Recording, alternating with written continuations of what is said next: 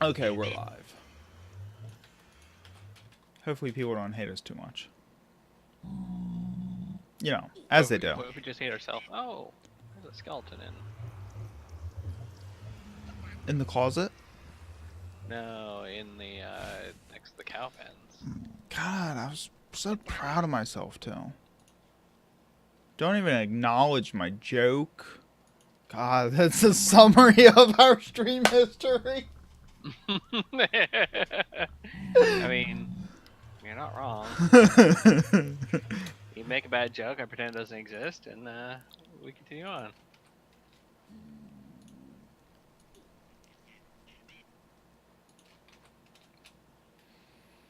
Okay. All the advertisements are out. I shouldn't talk about that after we're live. Just an afterthought about that. Oh, hi, Mark.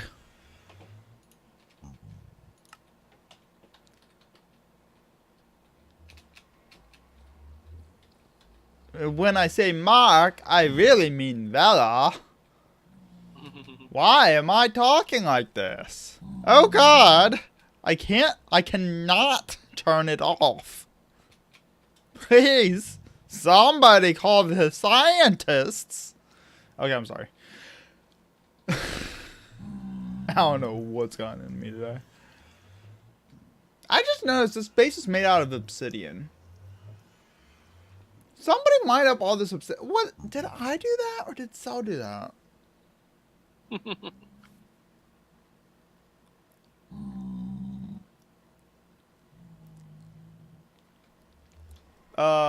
Okay. Before we get into Nether, I just want to find out where the zombie spawner is.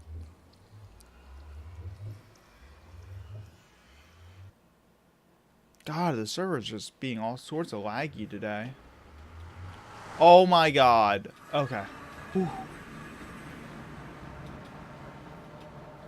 For a second, it looked like I lost my inventory. But I didn't. Thank God.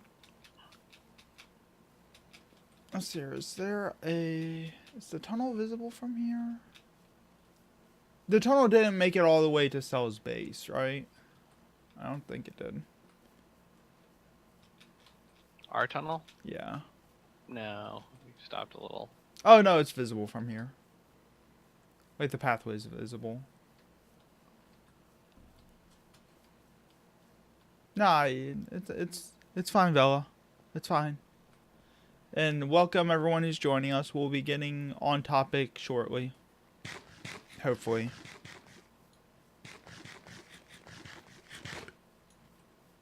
One day we'll actually talk about the topic that I claim we're going to talk about. Why break the record now? Now today I want to talk about... Oh God, there's just random shit along this bridge. What the fuck? Bella, what have you done? Free chest and food. Free food. Hey, I was. Oh my God.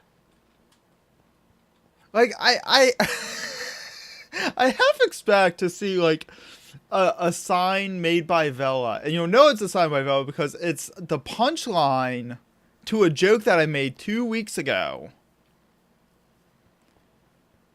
And I find it like a month later. I'm like,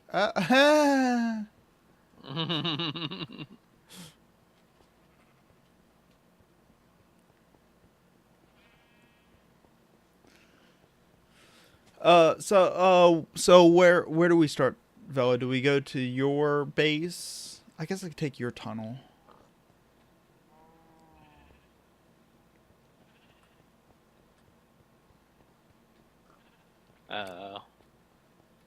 Okay.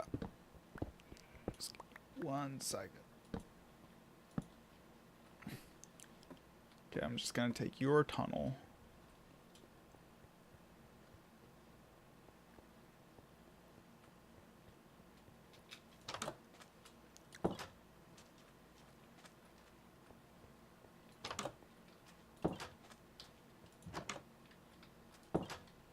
So, today oh, shit.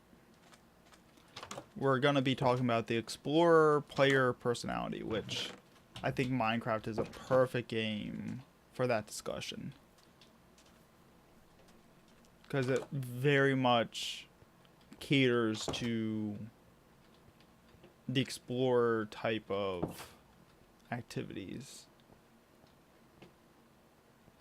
Mind your step. Sorry,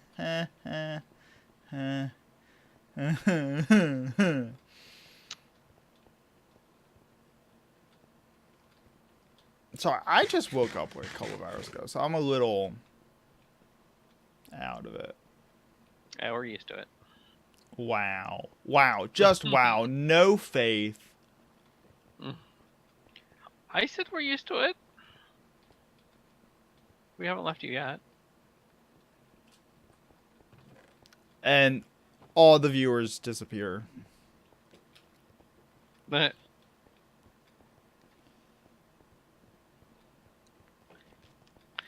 you scared him off. I guess. Too much honesty. Oh my goodness.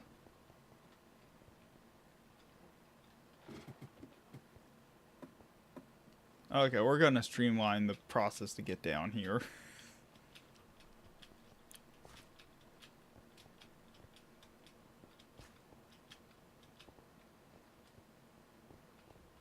Oh my goodness, the server lag. See, this is why I'm afraid to go into Nether. Because the server lag's so bad. You know? Yeah.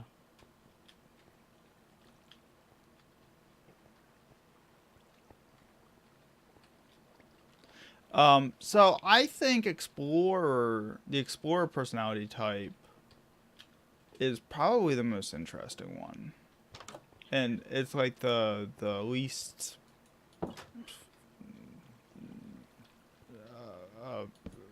I guess valid one now, or at least available one to work with. To some extent.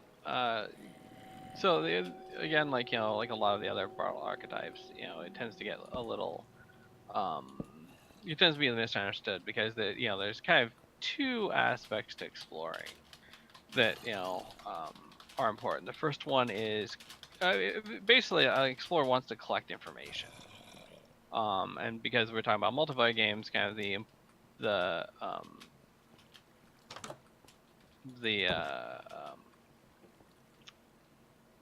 usually the purpose of collecting information is basically to share it with other people. And so the two main bits of information you do is basically exploring the map, exploring a location, which most people kind of understand. Kind of finding out the secrets and finding all the hidden things and whatnot. The second thing, which is a lot more appropriate for game developers, is exploring. Are you teleporting back? I'm just gonna walk back to you. Oh yeah, I came to Bella's house, so. Okay. I mean, you can. I'll show you. Unless you just want to go to the Nether, and I'll show you later. No, we can look at the spawner. The second one, because it kind of ties into what we're talking about here. The second thing, it kind of is exploring mechanics. Mm-hmm. I am the explorer. Because game mechanics are basically another way you understand the game, and this is very important for sharing too. For sharing in the game. Mm-hmm. Oh wait, this way. We're gonna streamline the process to get down here because it's very curvy. Right. Like, and I wanted to use Minecraft for this topic in particular because there's a lot of little things to learn that, like, even looking up guides on how to do certain things, there's like redstone for example. There's several different ways to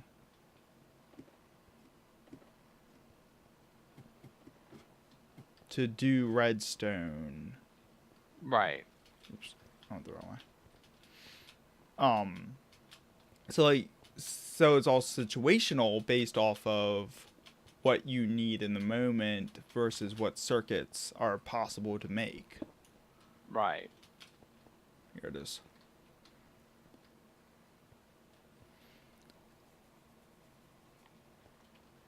And it takes a lot of experimentation. Did I lose you? Hi. It takes a lot of experimentation to figure out what works, what doesn't work, what situation each thing fits for. Mm-hmm. And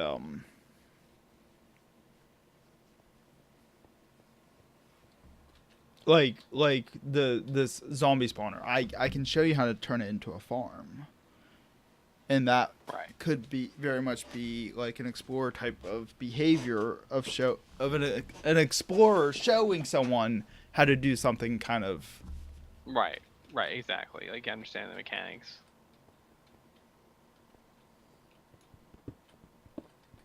It's actually really easy to do. We are gonna need some redstone, so. No, not redstone. We need a hopper. I didn't bring any materials with me. I forget how to make a hopper. It's a chest. I don't have any wood on me. It's a chest and iron. Okay. I think it is, isn't it? Yeah, I'm pretty sure. Not I was thinking redstone, but not redstone for this. I mean, we can turn into a redstone thing later, but not right now. Right. Yeah, we need wood. You have wood? Yeah. She got planks. She's holding planks. Gotcha. She's throwing wood at me. Oh god. Getting wooded. I need to build a Well, you got wood, crafting so. station. Yeah, need to build a crafting station.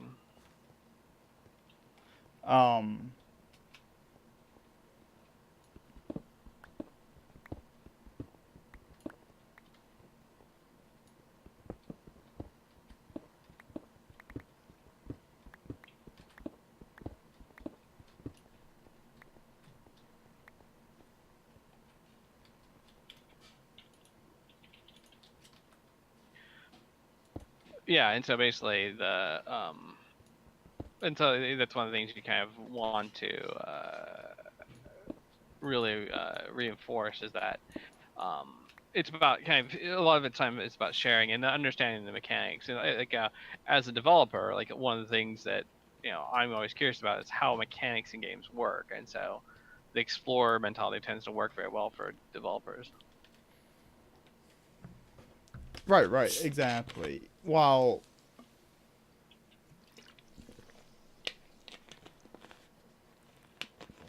what was I saying? I don't know. Well, like an achiever would set something like this up just to get the fat loots. Right. An explorer would set this up just to kind of prove that you can.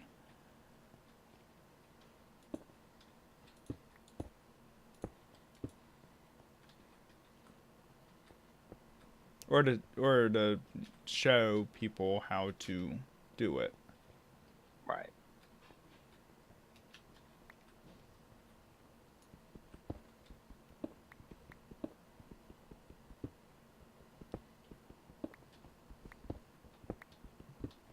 Like in another example of of explorer behavior, I think I've talked about it before, but on Star Wars Galaxies,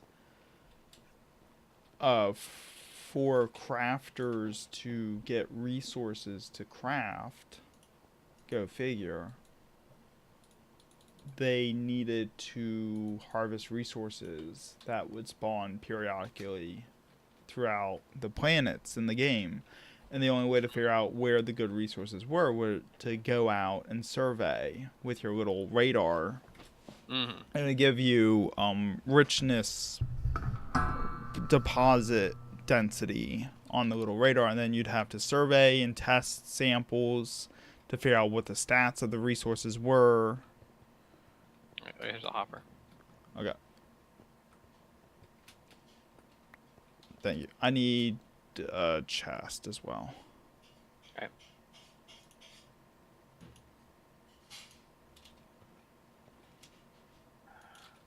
I'm 2 wood short for that. Fellow, we need more of your wood. Hashtag mature stream.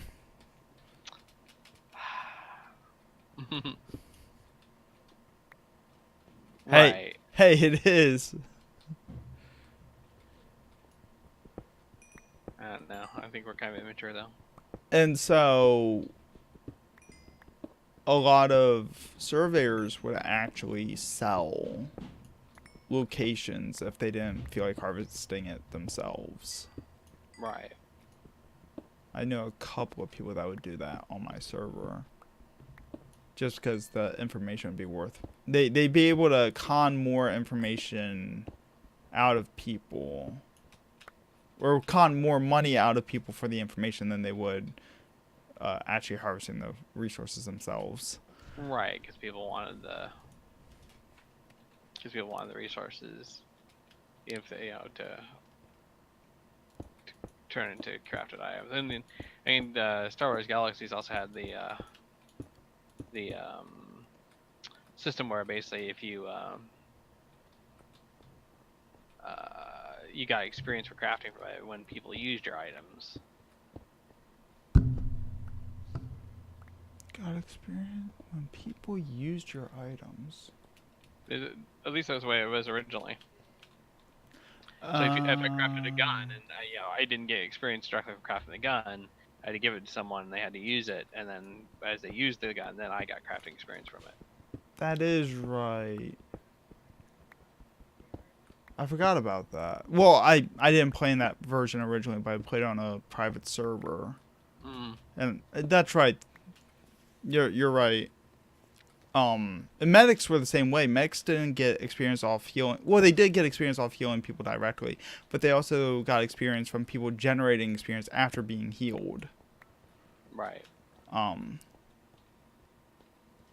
But that was kind of a convoluted system too, though, because then Star Wars Galaxies, of course, it's convoluted. Right.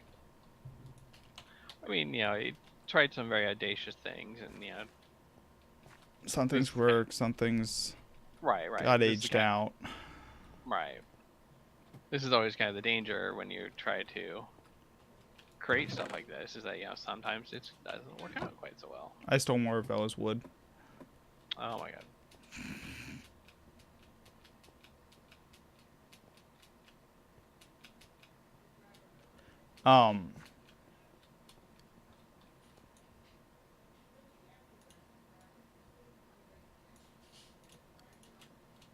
Right, and so this is kind of the danger from this is kind of the danger of as you kind of explore mechanics as a developers, you can try to kind of do things and well, this should work this way, but it doesn't always quite work out that way. Right. And that's the experimentation of exploration, in a sense. Right.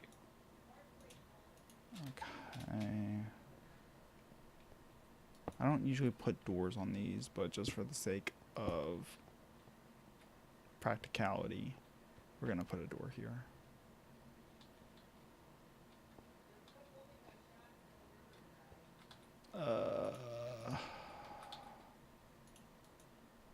I'm totally paying attention to what we're talking about and not focusing on the game. Why? Okay, I think we're ready. This is the farm, basically.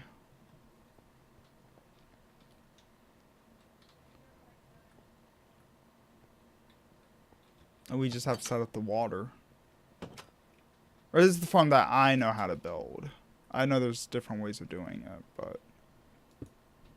Like, a skeleton farm works a little differently than a zombie farm because they can range attack you, so...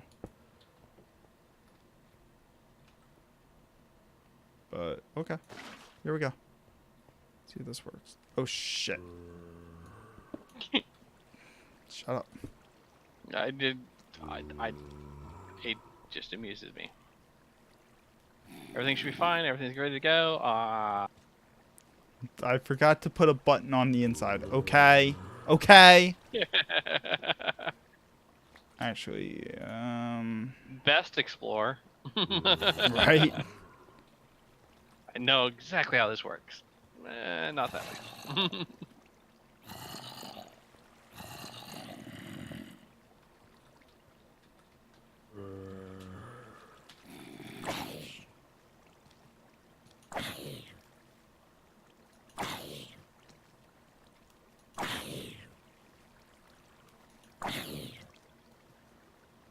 There's some healthy zombies. What the hell?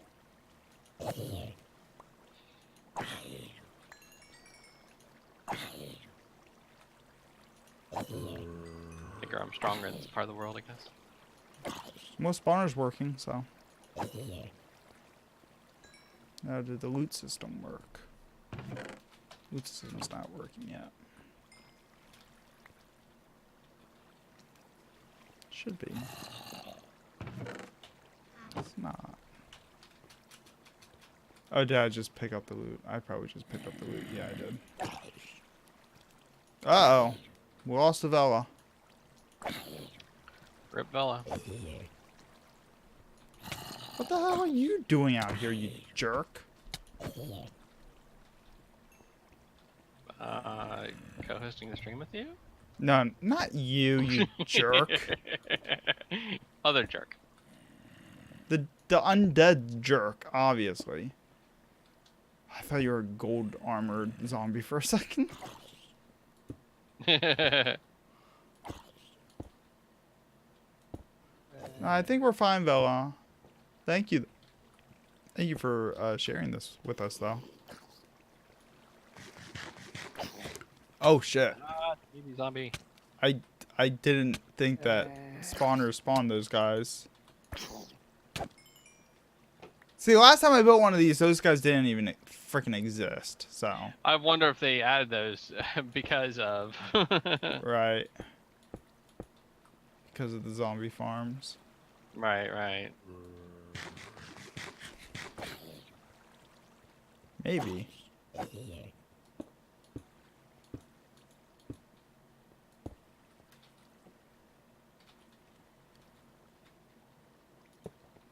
Okay.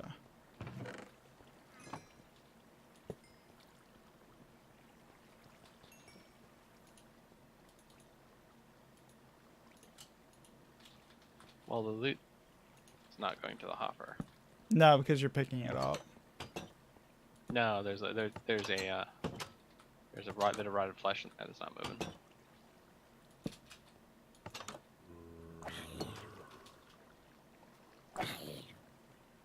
I have a fix for it. Because there's not a water flow going that way. Oh, there you go. Did it work there? Yep. Okay. Success.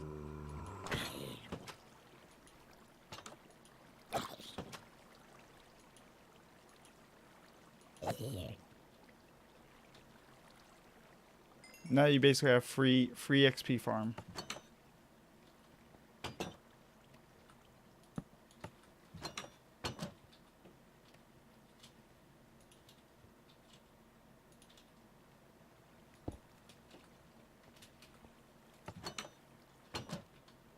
Yay! Oh, hide mark.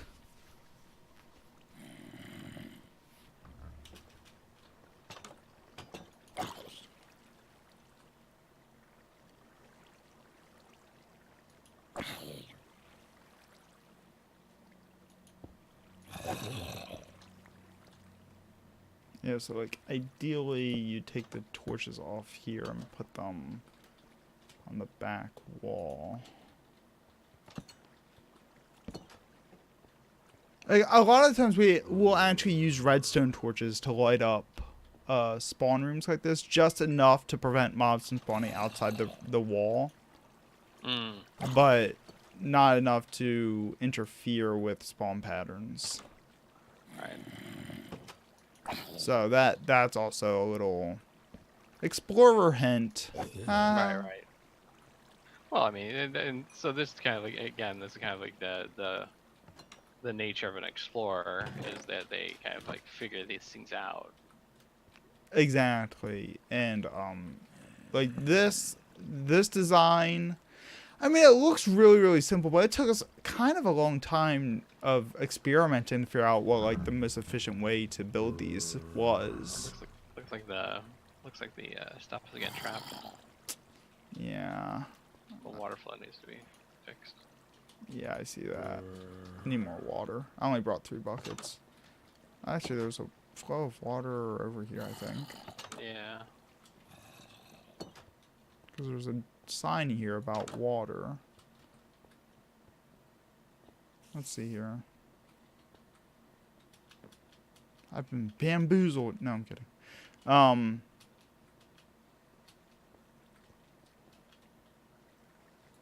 So, like, I do tend to have more explorer tendencies, but I'm definitely higher on the socializer Right. side of things. Again, like, you know, keep in mind that, you know, Borrow's original types were dealing with online games. Mm-hmm. You know, we can kind of squint and apply them to other games, but like the socializer is kind of the one thing. Obvious example, it's really hard to socialize in single player games. You can socialize with NPCs. Don't let the system lie to you. NPCs are people too.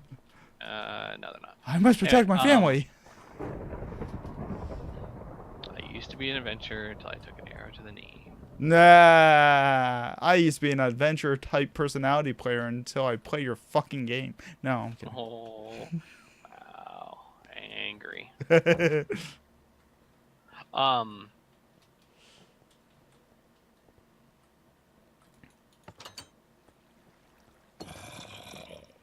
Okay.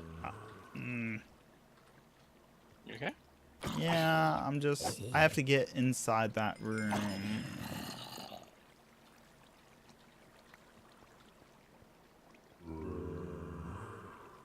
Unless I can...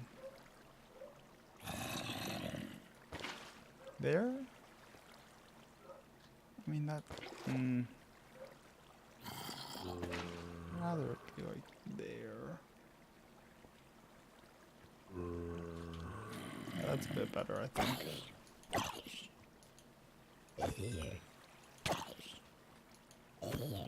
So again, if anyone has any comments, questions, thoughts on any of Barrel's personality types, because I mean, we've mostly gone over all of them, aside from Achiever. But Achiever, I mean, we could kind of shoehorn Achiever into this talk too. Well, I mean, Achiever is kind of the easiest topic because there's so many games that cater to Achievers. Right, every game. Even Yeah, Minecraft. Well, I would argue that, you know, Minecraft originally kind of catered to the explorer mentality a lot. And then later kind of appealed more to the achiever in the form of like literal achievements.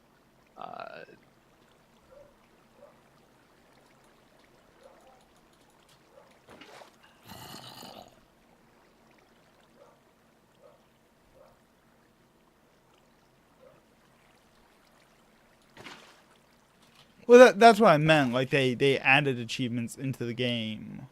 Right. To appeal to the completionists. Right. Again, like I said before, it's really hard. It can be really difficult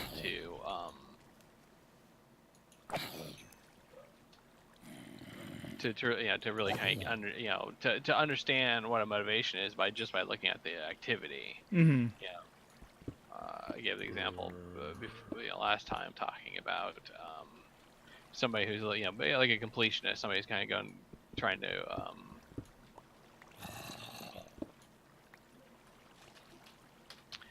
like a completionist, somebody who's trying to kind of like finish a collection.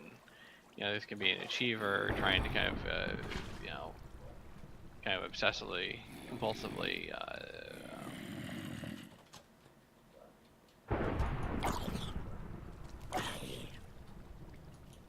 or it can be like an explorer kind of trying to get more options.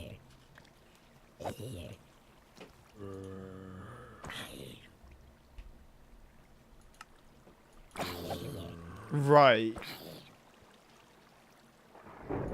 Although, do we want to talk about the controversy of modern achievements in games?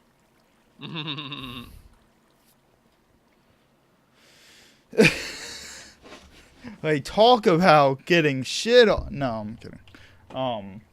Like, that's a really easy way to like diversify your or divide your audience. Right. I'm having a really hard time just getting this water flow right. Let's see that. That's the thing. Like, this takes practice to set up. I'm getting. I think the thing too is that we got a bit of lag going on the server side because. Right. Ah! Oh god. I still didn't put a button on the side. Fuck.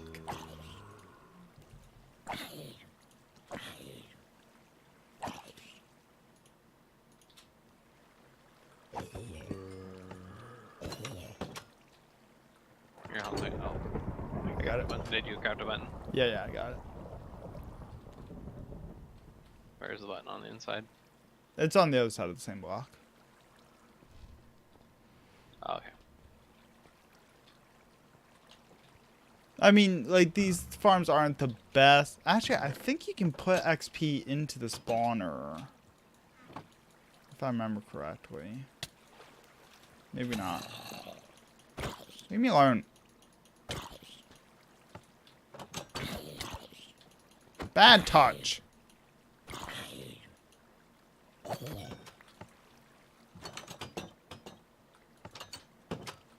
The heck? You okay? Yeah, it's just doors not opening. I thought you could Like put XP into spawners to increase their value. Huh.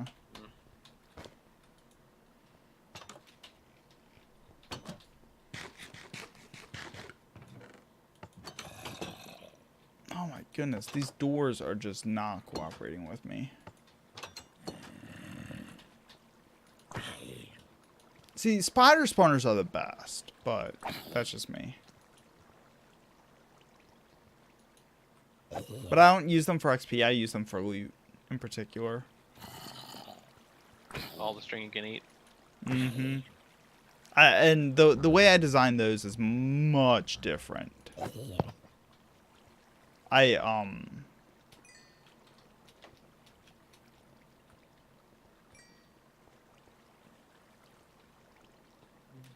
I'll dig a pit underneath the spawner, so the spawner will be on the roof, on the ceiling, and I'll just make it a giant water room, so that flows down into a hopper. So basically, all the spiders just get drowned, and then all the loot just gets put into the hopper. Yeah. One of my favorite designs. You satisfied with your Murder, yes.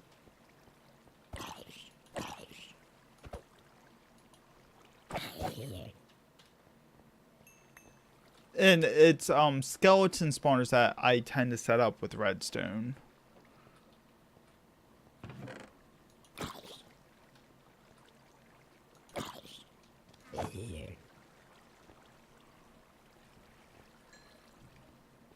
because they're really dangerous Mm. because Yeah. they shoot arrows. Yeah. And like, there's no safe way to build a manual farm. But then again, when you kill them, they drop arrows. So, if you kill enough skeletons, it becomes a Right. self-sustaining system Right. for the most part. I mean, and if you set up the water system, then the unused arrows that hit the ground will just get floated back into the hopper system, which you can automate to refill the arrows in theory. I mean, not really. You still have to manually, because so when you're talking about reloadable, right here, you really want to hear some nerd talk here. Let's go. So when you're setting up a reloadable arrow dispenser, Mm-hmm. God, do I just need to build one just to show you? Jeez. You basically, you have your dispenser system on the bottom layer, and then you have minecart tracks on top of them, and then you have a minecart. Oh, you have hoppers, then a minecart system. Mm-hmm. And if you put a chest in the minecart, then anything in the minecart's inventory will automatically get dispensed through into the hoppers and go into the dispensers. Mm-hmm. So you can set up an automated system using a comparator, which is a fancy redstone tool, that can detect how much inventory space is in that minecart. And when it's empty, you can set it to automatically stop at a hopper that's above it that's full of arrows, and it'll automatically fill the chest up until it's full. And then once it's full, it'll trigger the cart to start running back and forth on the track. Mm-hmm. And as it runs over the hoppers, it'll drop arrows into the hoppers that will fill up the dispensers. Mm-hmm. Which then makes an automated reloading arrow system. Mm-hmm. It's probably, oh my god, there's zombies stuck in the back. How dare you? I have one more bucket of water on me. Cover me, I'm going in, coach.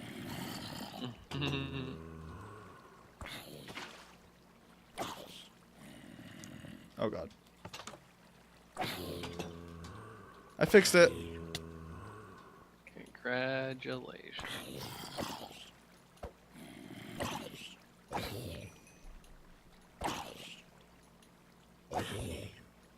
And I've only ever built the system to work perfectly once. Actually, I could go show it to you if you wanted, but because it's off in Redstone World. I archived it. Because I built one of the things that I love to build are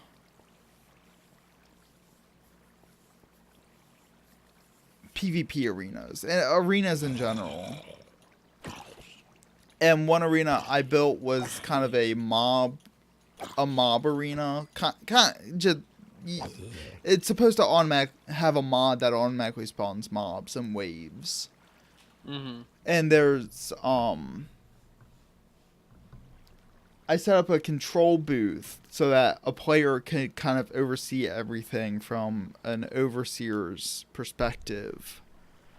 And like have all sorts of like trap triggers and stuff. And one of the triggers was to have dispensers just fire indiscriminately into the arena to both aid and harm.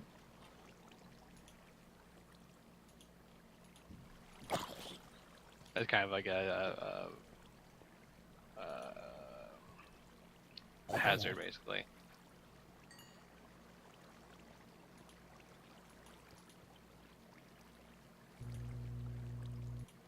Yeah.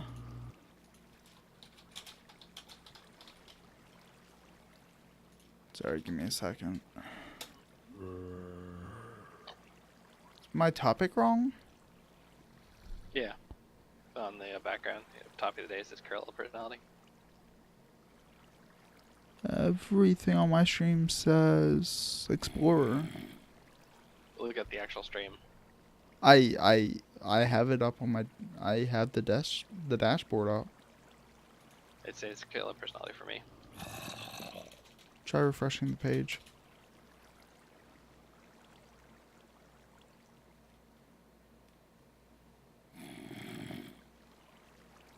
Oh, still.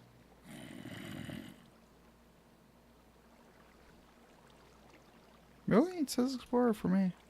That's weird. Can a mod fact check us what the topic on the stream says?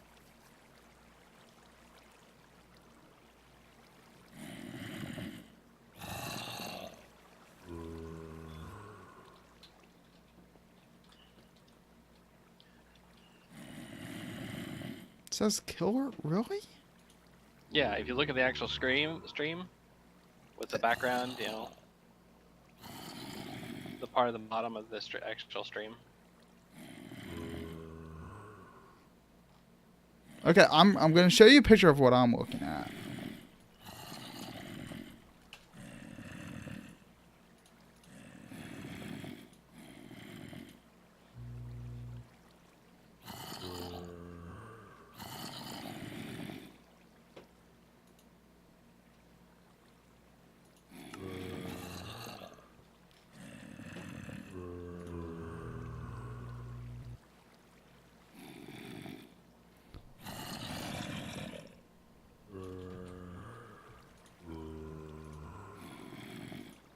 Give me a sec.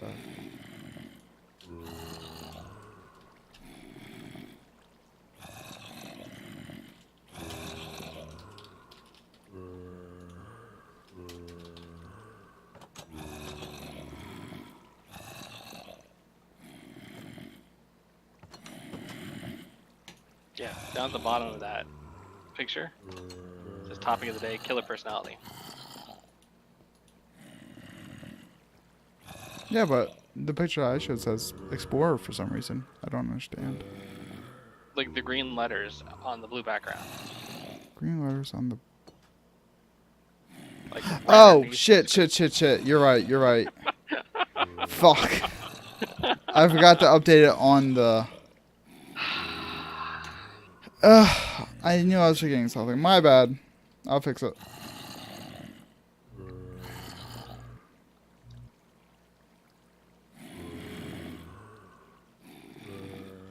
I knew I was forgetting to do something this morning. It's fine. Okay. It's fixed. It's fixed. Everything's fixed.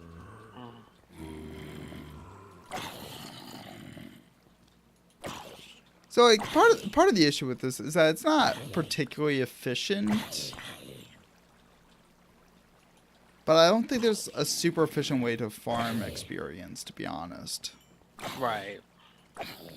I mean, this is basically as kind of like as easy and as safe as you're gonna get. Really. Right.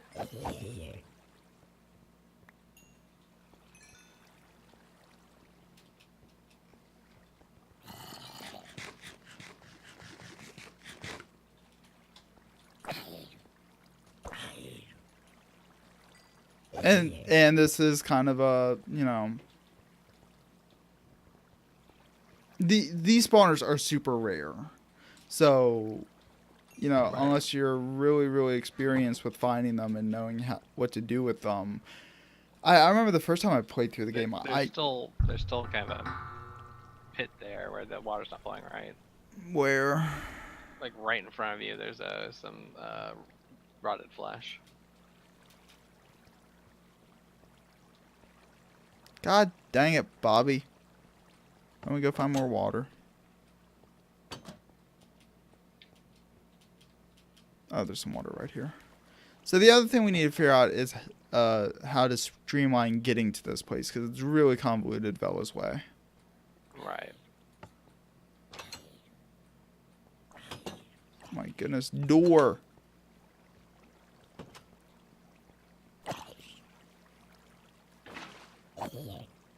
Does that fix it? Yeah, that fixed it. And so, like, one of the other things that you have to learn is water behaviors and how water works. Right. There's some boots with gold boots with protection too on them. Oh, nice.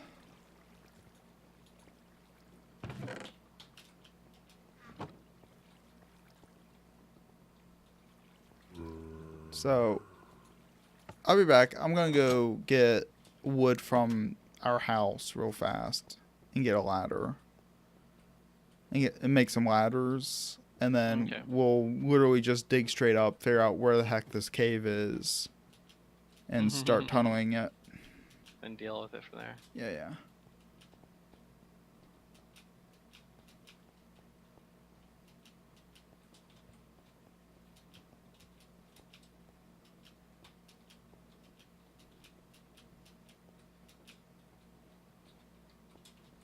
But so it's really kind of sad that the explorer personality type's been kind of faded out over time. Well, the problem is that the explorers need something kind of new, compelling, and interesting to keep them going. Mm-hmm.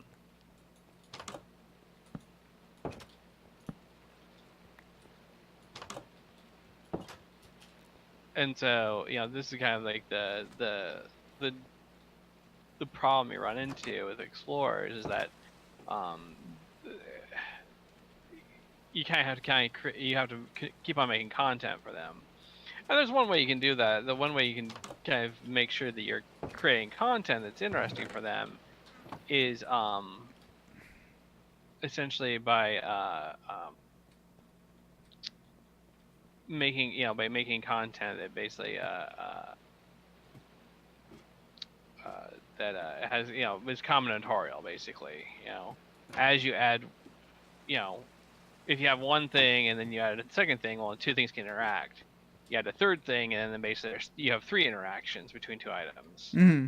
Add a fourth thing, and basically because of the combinatorial, basically the combinatorial explosion makes things more and more complex. Right, and kind of keeps things interesting. The downside, of course, to that is that then you also potentially introduce bugs, unintended behaviors and bugs. The kind word for this is you call it emergent behavior. Mm-hmm. But like programmers call it bugs because you never know exactly what's going to happen with the thing. You add your 200th item, you have all these different kind of combinations. It becomes tough to kind of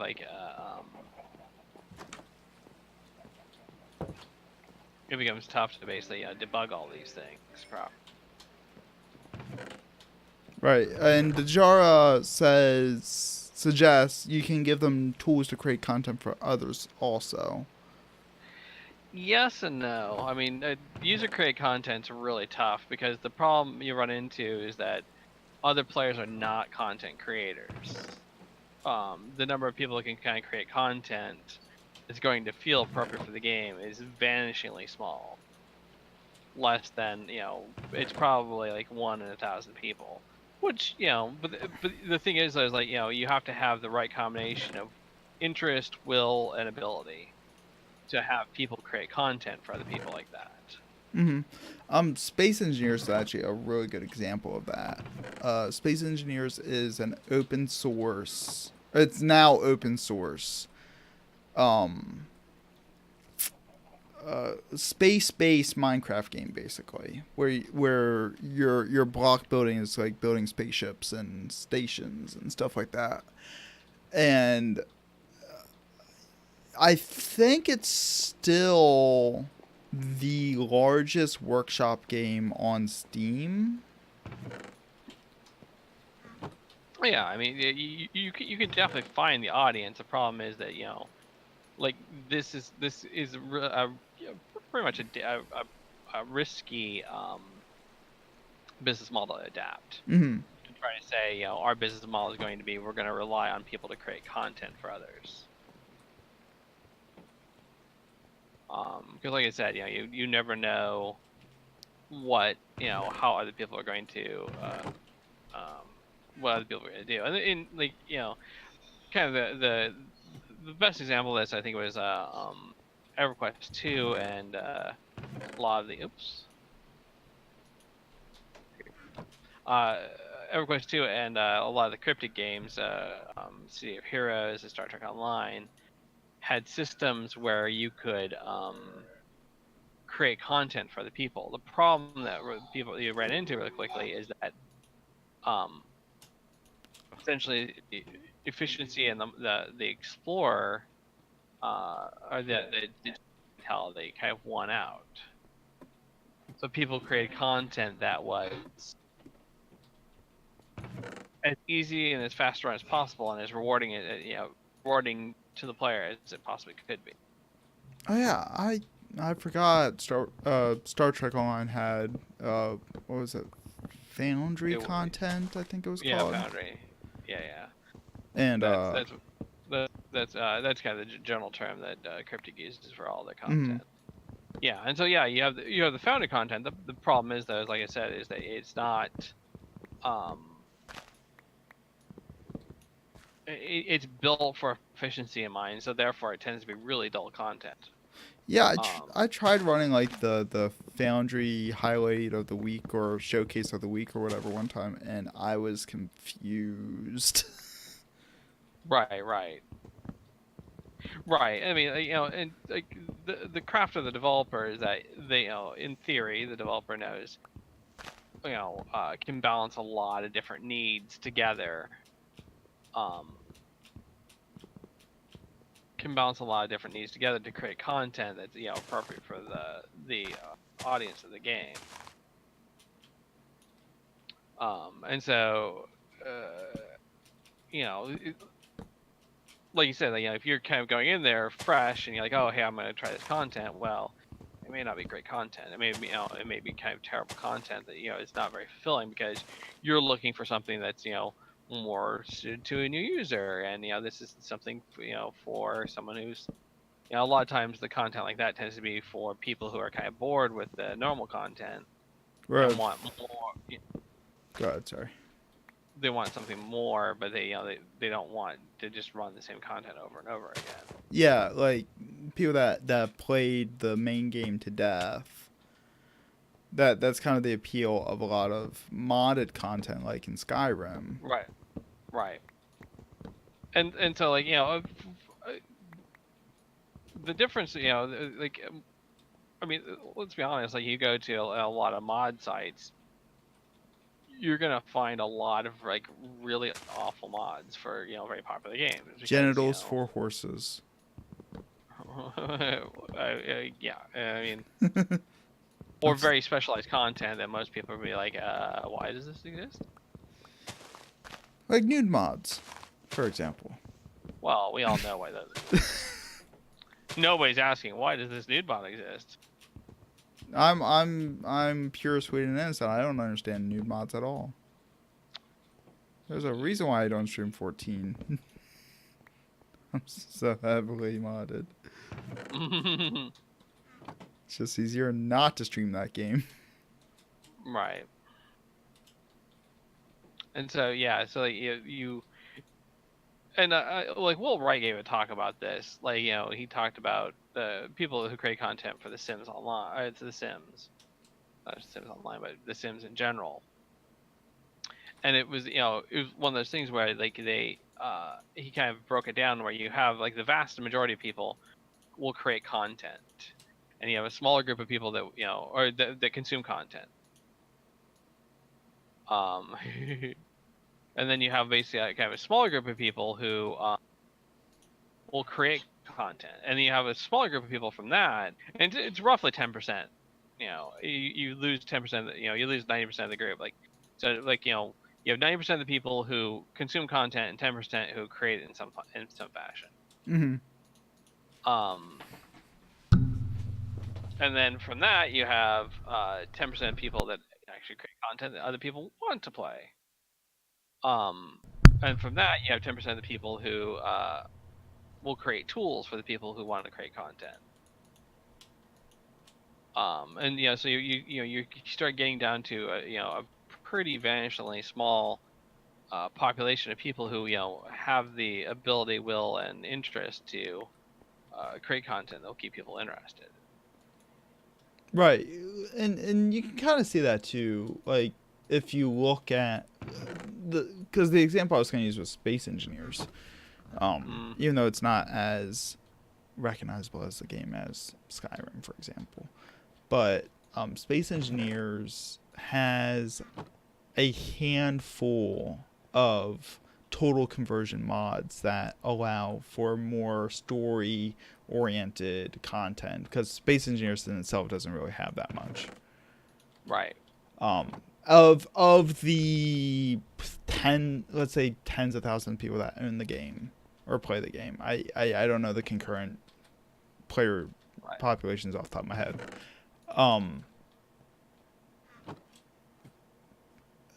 There's maybe a handful of people who actually use the open source tools available to them to make these total conversion tools. Right. Like that's just a example of numbers. Right. And so so you basically you have people who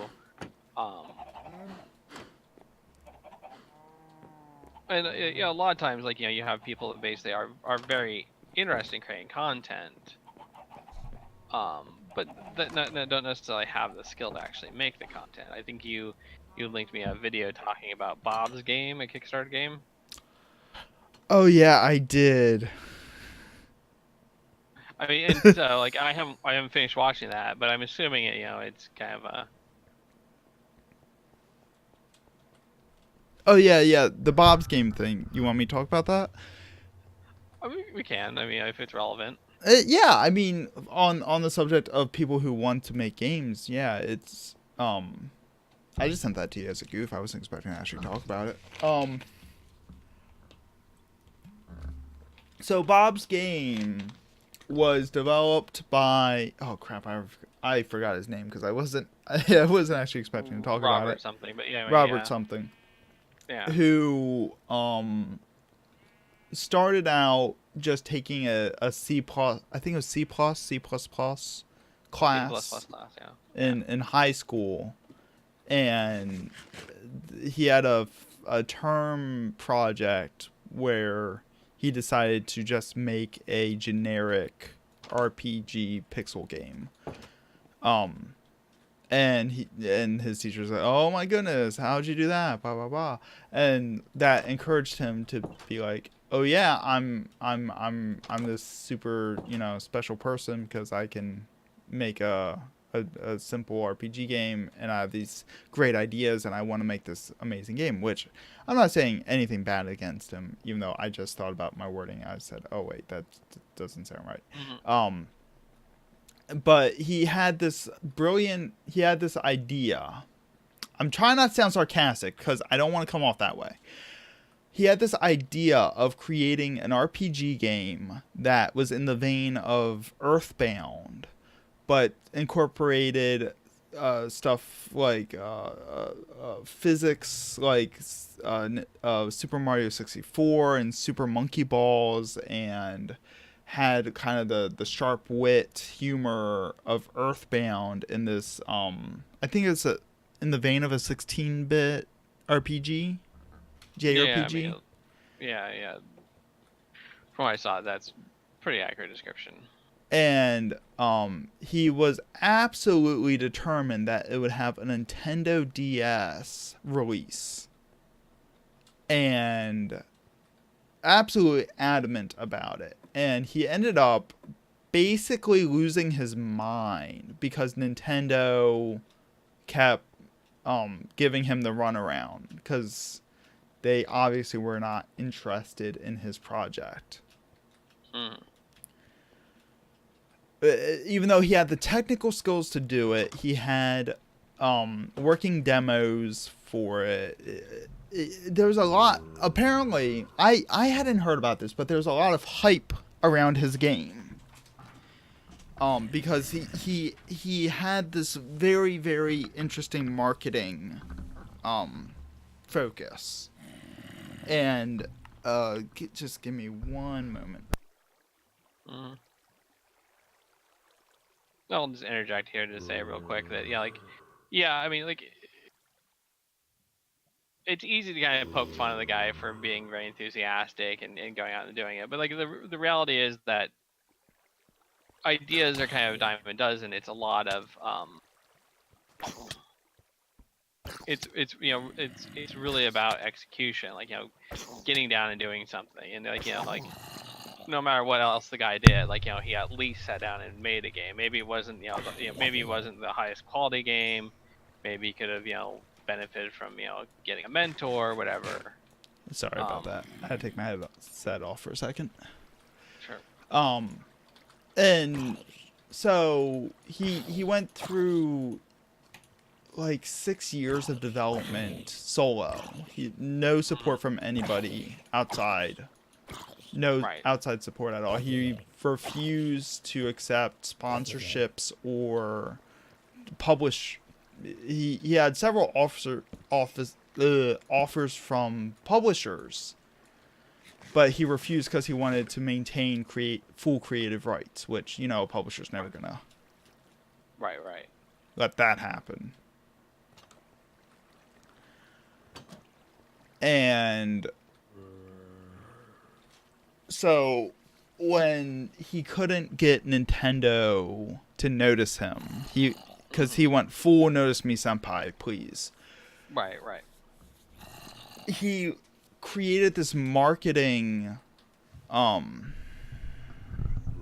movement of basically supposedly isolating himself in this small room for 100 days.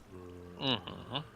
And had like a webcam live stream broadcast, or not. I don't think it was a live stream, but he would every now and then post videos of him basically losing his mind while he's doing this Japanese style strike, basically, or protest. Right. And later it came out that it was all staged. It was all fake. Right. And it was all just a marketing scheme to get Nintendo to notice him. Mm. But so his game never released fully. Demos eventually went out to people, and the people that got to actually play the game, Bob's game, actually gave it really good feedback. Like they said, "Oh yeah, it's a competent game. Like it's pretty interesting." But he was so adamant about getting the Nintendo DS release that it all stalled. And the game never came out because he got so hung up on Nintendo. Right. And Nintendo is not the family-friendly company that, it markets itself as. It's a company. Right. It's a company that wants, they want to turn a profit, basically. Yeah. And you can't, like, you can take the stance, there's a terrible company that lies. No, every company's like that. No matter how... The face of the company that you see, that's their marketing team being the marketing team, Right.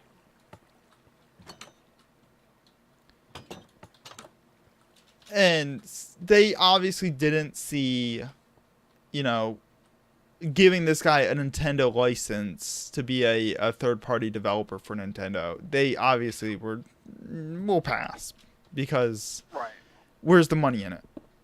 Right. Well, I mean, to be fair, like part of why Nintendo has kind of the reputation of being family friendly is because they did because they did have a very tight control over things. Like it was kind of infamous. Talking about Nintendo, a little bit of a video game history for the nerds out there. Hmm. Nintendo, when they came out with the Nintendo Entertainment System, the NES, actually had a patent on how they made cartridges, Mm-hmm. which basically meant that you couldn't make a game for Nintendo unless you had um, you had their permission to use the patented technologies to make a Mm-hmm. cartridge. And this kind of worked well for them because they so before Nintendo there was Atari, the Atari 2600, Atari video cartridge system, VCS, but it's informally known as the Atari 2600. During the 80s, it was huge during the 80s, and what happened though is they uh the there was basically they had no quality control. And so what happened was that they because they couldn't control who could publish games on the 2600, basically there was a whole lot of garbage games that got just shoveled out. Kind of like the Wii. I mean, Well, I mean, like Nintendo still controls it. I mean, but like literally, there were like garbage. I mean, kind of one of the most infamous examples of this was Custer's Last Stand, which was literally a porn game.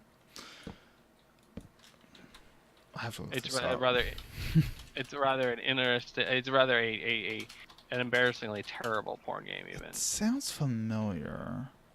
Atari. I do know this one. Yeah. Okay. I mean, so Nintendo. What happened was that Nintendo didn't want that. Nintendo didn't want to have to deal with people publishing that type of thing on their system, so they heavily restricted who could publish stuff on their on the NES. Here, I'll show the stream a picture of. It definitely not safe for work. No, this is mature stream. We're fine. Let me find. I have a. What's this? I should be in studio mode for this. Give me a sec. Checking the chat, Dejar said a lot of devs feel undermined by it. I disagree. Developers actually, like, at least the developers I talk to, really developers like developing games. We work in an industry, it's really brutal, it tends to burn people out, that is very sexy, and that basically pays a lot worse than a lot of other industries do. If we want, we love creating games, and we kind of want to have the idea of other people creating games is kind of neat. I mean, yes, there's a profit motive, so there's going to be some people that are like, oh, I don't like people creating games because that that potentially takes away from my earnings. But I think the type of developers you'll find that are going to be like that are going to be very few. But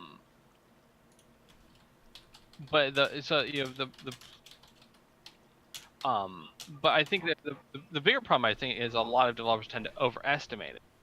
Developers are like, oh, well, I don't have to do any work now. I can just let users create my content for me.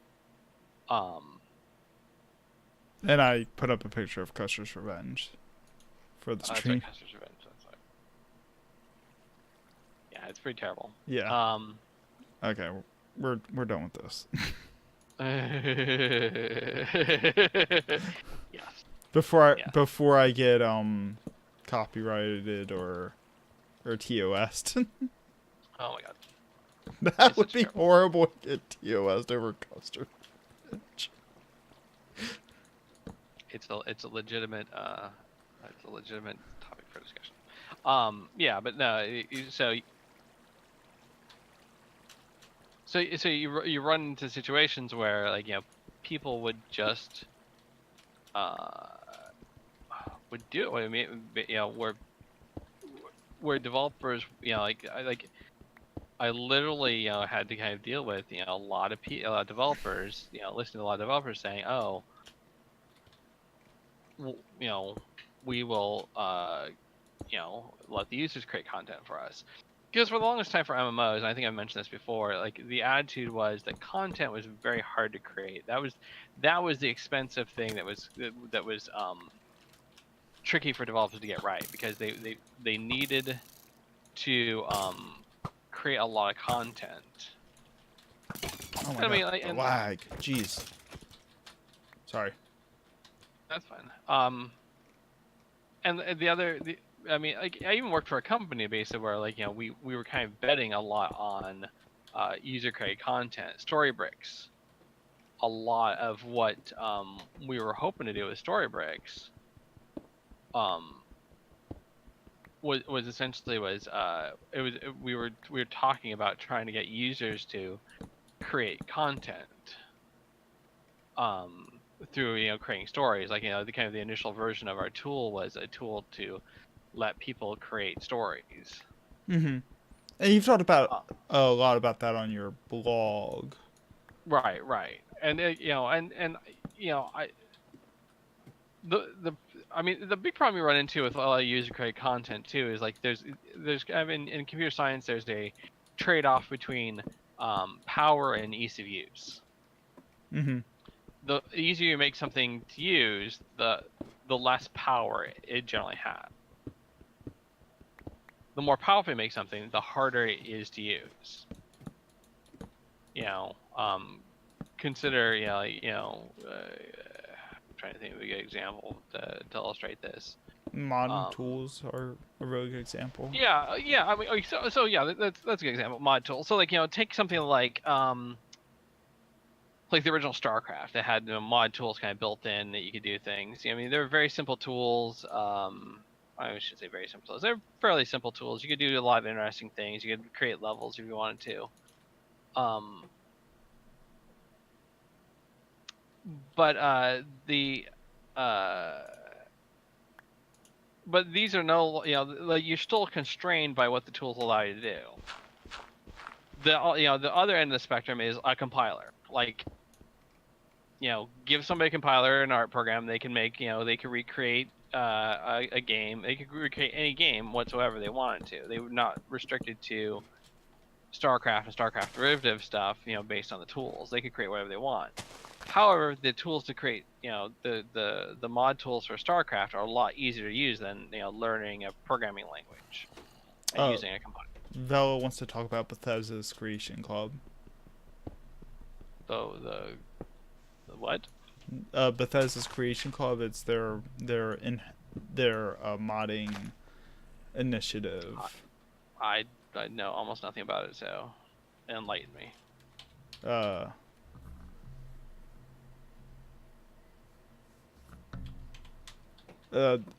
so Bethesda's Creation Club is their attempt at monetizing modding.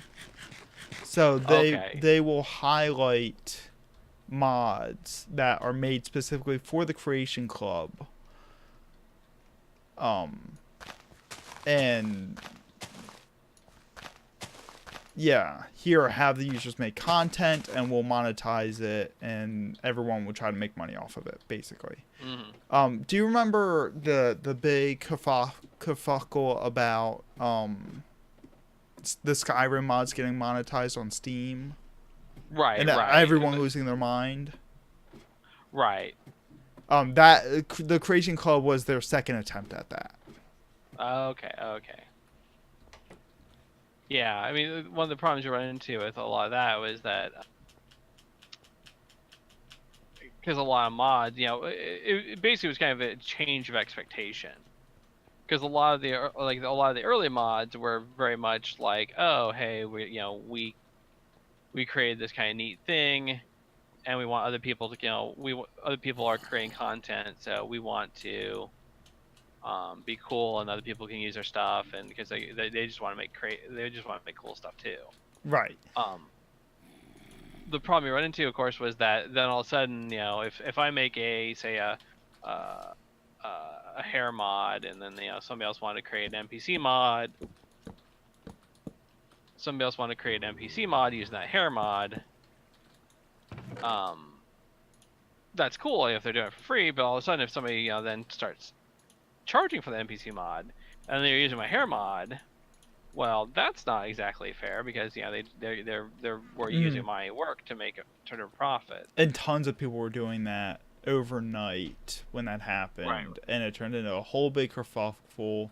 People were talking about lawsuits and loss of damages, and oh my goodness, it was that was the first time I'd ever really paid attention to Twitter. Just to watch the train wreck. I'm sorry you had to deal with that. Oh, I enjoyed that week. That was a fun week. But yeah, and so yeah, and Dara basically kind of mentioned word about artistic vision control. You get some of that, but I think that it might also be kind of a difference between kind of the MMO development space and single player space, where I think like for single player games, they tend to want to they do tend to want to kind of maintain a lot more control over it. And like I said, like Nintendo is very strict about wanting to maintain control over what was put on their machines, and to be fair, it was very profitable and successful for them. Like Nintendo during the NES and Super Nintendo era were tremendously profitable. Yeah. One of the things that because I've never had an SNES, is if I want to stream an SNES game, I have to emulate it. Because I can't afford capture cards and all that stuff. But I try to be as respectful with that as possible. Well, emulators are kind of, I know we're getting kind of way off topic here. Yeah, I think emulators are a really interesting topic as well, because a lot of times, Nintendo is pretty good about this. Nintendo's pretty good about bringing back older games that so people can play them. But a lot of times you do lose. We potentially do lose a lot of our history because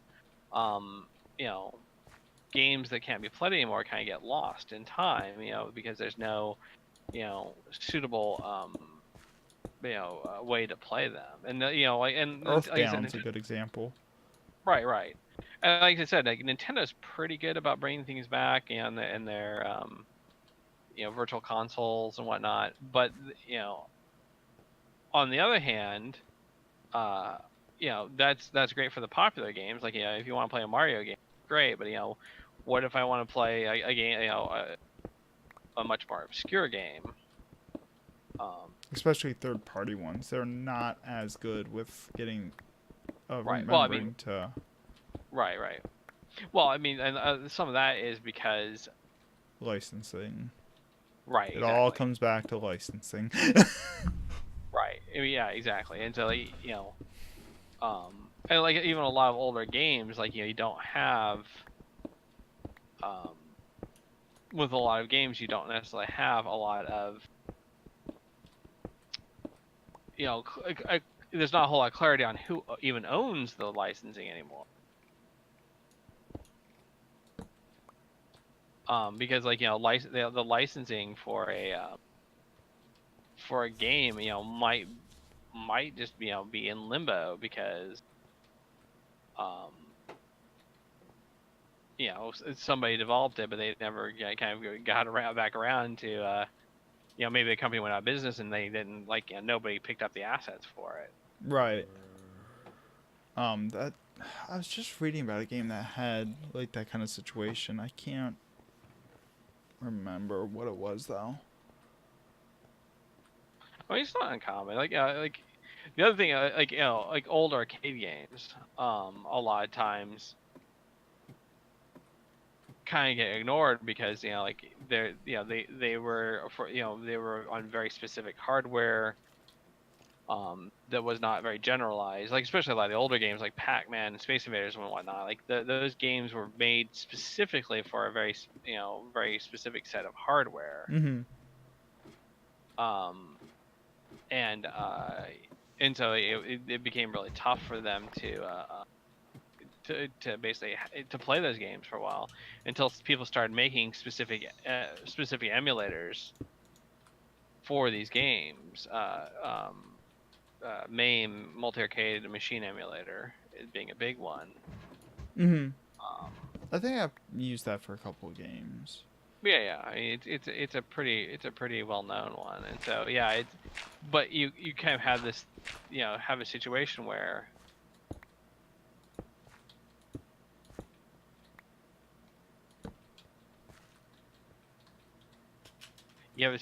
basically it was, like people oh,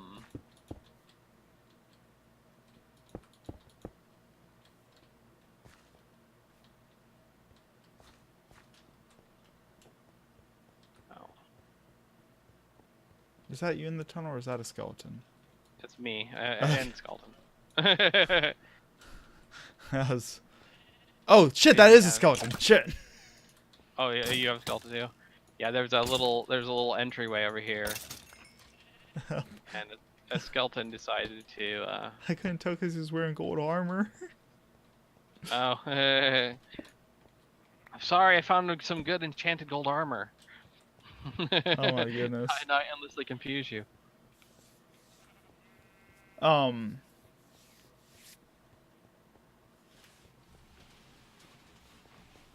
What were we originally talking about? I don't even remember. What's the topic again? Oh yeah, explorers.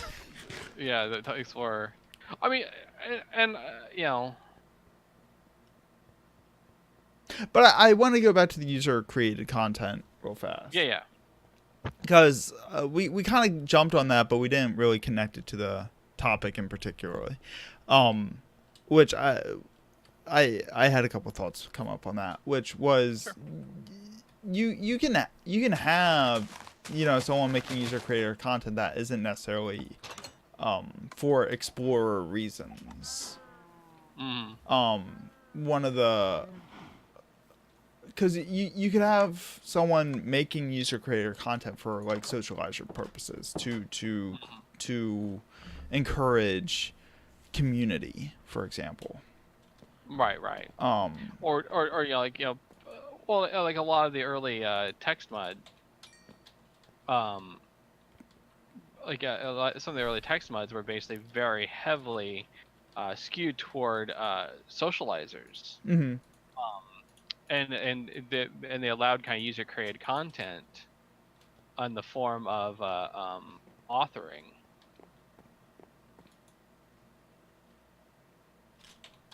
Basically, you could author. You basically could create rooms and whatnot in the game. Mm-hmm. And like people use that obviously for socialization. Creating their own little personal rooms, inviting their friends over. That type of thing. Right.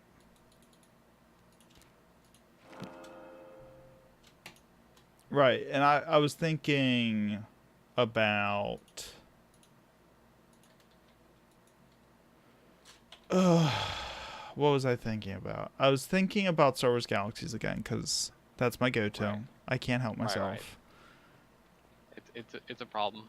It's a really good game to refer to when you're talking about like the personalities. It was just a really well developed game for this topic. Right.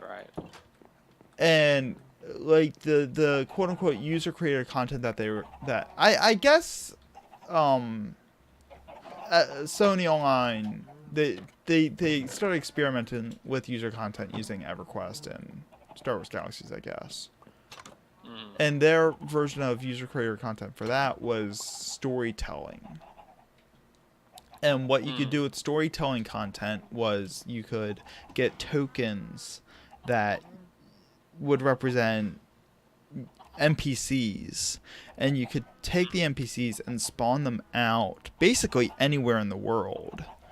And set their levels and their behaviors. And you could create an entire scene using the storyteller NPCs. Mm. And what the implementation of that ended up being was for roleplay. So that people could create roleplay scenes in their cities, in their towns, in the wilderness, and really bring their role playing scenes to life instead of just having to use your imagination. Right. An invisible NPC is here. Please pretend Right. it exists. We are engaging with, and every player has so much health. This guy has so much health. Let's do /random rolls to determine hits for dice rolls. Right. No, you could actually literally fight him using the combat system. Mm. Oh yeah. Lily is bringing up a story. I got her to play Star Wars Galaxies with me at one point, and she had a little house in the city that I lived in, and one day she AFK'd for a couple of hours inside her house. So I took a whole bunch of storyteller tokens and spawned in a bunch of stormtroopers and some AT-ATs and some AT-STs. Like, you could spawn in vehicles, everything. I created like this entire battle scene around her house and then set them all to hostile. Oh, so as soon as she stepped out of her house, they just murdered her. I'm a killer type personality, okay? Yeah, that's killer. It was so funny. I can't even. Oh yeah, I did try to kill them, and then they murdered me too. So. Sweet revenge. It was deserved. Hi, Creeper. How you doing? Yes, exactly. Did I do what did I go out to the house for? I don't even remember. Oh well. I went cave exploring. Yeah? Are you exercising your explorer type personality? I mean, basically, yes. I think that, yeah, like, that's one of the interesting things about Minecraft is that it does that type of thing pretty well. Because, like, you know, we talked a little bit about this recently. Like, you know, one of the problems you have with the kind of procedurally generated stuff like this, though, is that it feels very much like 90% of the stuff is uninteresting. Mm-hmm. It's just kind of blandly there. Right. Oh, that's a zombie. Hi, you know. But I think there are ways to make procedural generation work well. I think Minecraft has done a pretty good job. I'm gonna eat it because there's a baby zombie. I'm coming. Yeah, I died. Yeah. I'm sorry, I couldn't get to you fast enough. That's fine. I was off in the weed, so. I think Minecraft does a pretty good job because it puts value into the resources that you have to find. And then you can create the significance of the area by transforming it into what you want it to be. Well, I mean, I think, like, even just kind of the simple task of, like, exploring a cave system, you know. Mm-hmm. It always feels like, you know, just like, you know, you're kind of just like, just over there might be something more interesting. Mm-hmm. I think that was the flaw. One of the flaw. Where's there a button here? It's just a random. I think I know where you are because, like. Oh, hi, Vela. Vela's right behind it. Oh. Push button summon Vela. I know. You rang. There you go. Summon Vela button 2 OP. Please nerf. that's one of the major flaws in Space Engineers for its procedural generation. Like I mean, eventually they got planets on it, and that made it more interesting. But Space Engineers is just empty space with occasional asteroids to mine, Right, right, which is fine. But you know, it's just empty space, right, right. and then occasionally stuff spawns in. Like mobs spawning, like occasionally. Mm-hmm. So I mean, that the whole point is that you're in space, but you know, it's just Right, right. Space is big and empty, and this does not necessarily make for compelling gameplay. right. So like the main focus of the game is the building aspect of it. But I mean, it does have survival mode like this, but the survival mode is obviously the secondary feature Right. of the game. I mean, not necessarily, but it can feel that way. Where with Minecraft, it kind of feels like the creative aspect tends to be the secondary function. Like the game was designed to have the survival mode. Well, actually, no. The original version of it was creative mode. Was it? Yep. Okay. Then they did a good job of tricking me. There you go. They've done a good job at implementing the survival mode. I should correct myself then. Dejara says, from their point of view, Minecraft procedural generation works because it is a part of the world we expect to seem random and unorganized. For me, the weak parts of Minecraft procedural generation are the towns. I can see that. I think I mentioned before I was playing a single player version of the game, and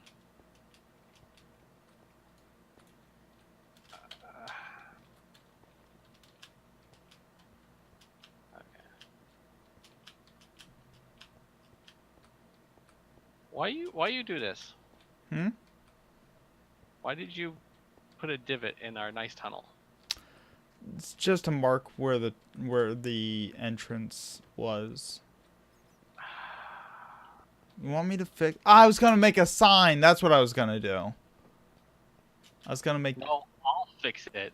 Fine, fix it. Jeez. Ripping out your fucking steps. And God, don't literally respect my property. well, like, stop sucking out loud. Maybe you'll get some respect. I got nothing.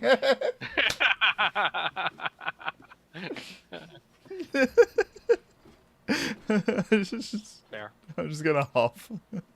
Oh my goodness. Okay. Just as long as we acknowledge that I won. Every town IRL has a story partially told by its layout. Right. No, I as I was saying, yeah, I was just playing a single player game of Minecraft to kind of remind myself of like how how it worked, and I'm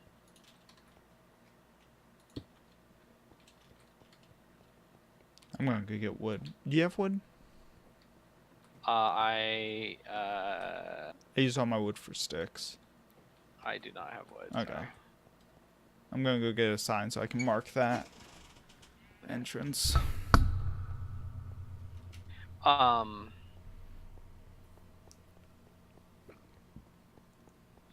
and so I was I keep on getting interrupted to my thought. I created a I went to a town, and like, it was laid out, fairly reasonably, except for there was like this kind of pit over on the side of town, and like down a sheer cliff was a garden. Yeah. It's like, it makes no sense for there to be a garden there, because like, the NPCs are not going to be able to go and get that. They're not going to be able to get, they'd have to walk all the way around to get it.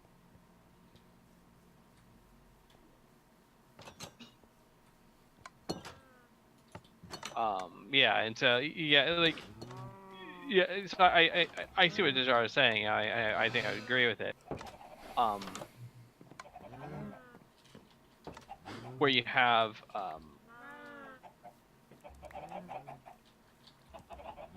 kind of the when the world works well, the procedural generation works well when you kind of expect this is what I'm gonna find. I'm gonna find something that's gonna that feels raw and untamed. As soon as you run into something where you kind of need it needs to feel more structured, it falls apart, like with the towns. Mm-hmm. Oh my goodness, why these trees spawn so big? Jeez.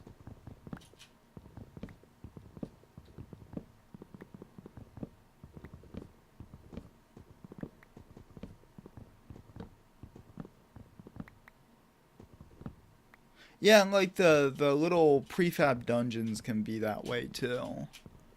Mm. For example, the Swamp Temple um always has the same layout, and it Right. actually has traps built inside of it. Right. So once you go through it like once and you know how the traps work, you can just dismantle them without even thinking about it. Right. So it kind of loses the threat a bit because of that. Right.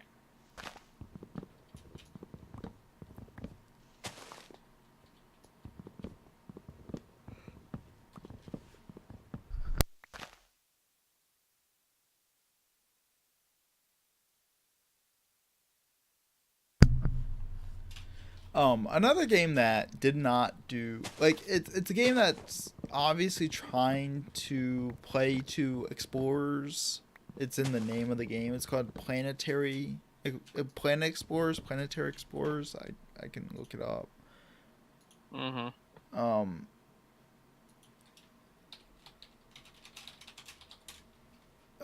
it's on my Steam list. One sec. Let me look it up real fast, just so that I am referring to the right thing.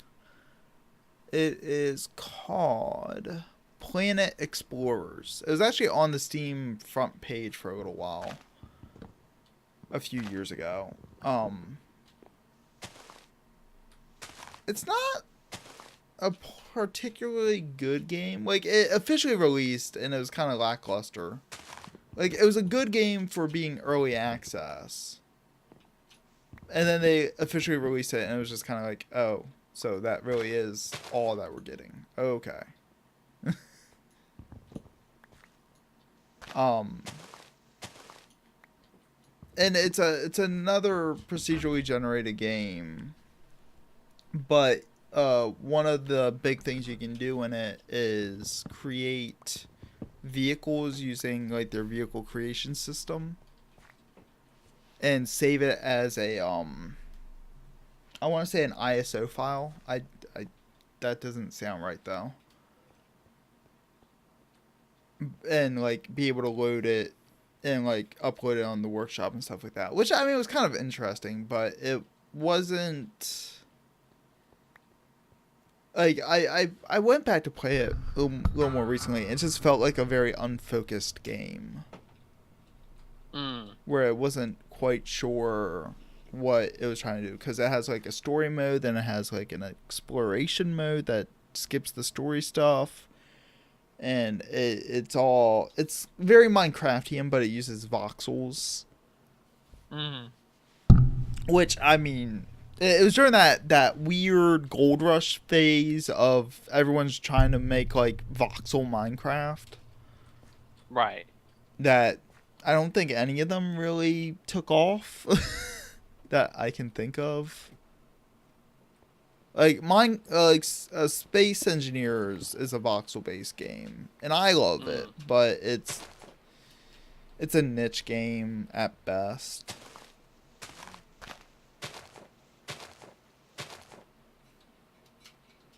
Um, and of course, there's the one of the games that I'm most disappointed in was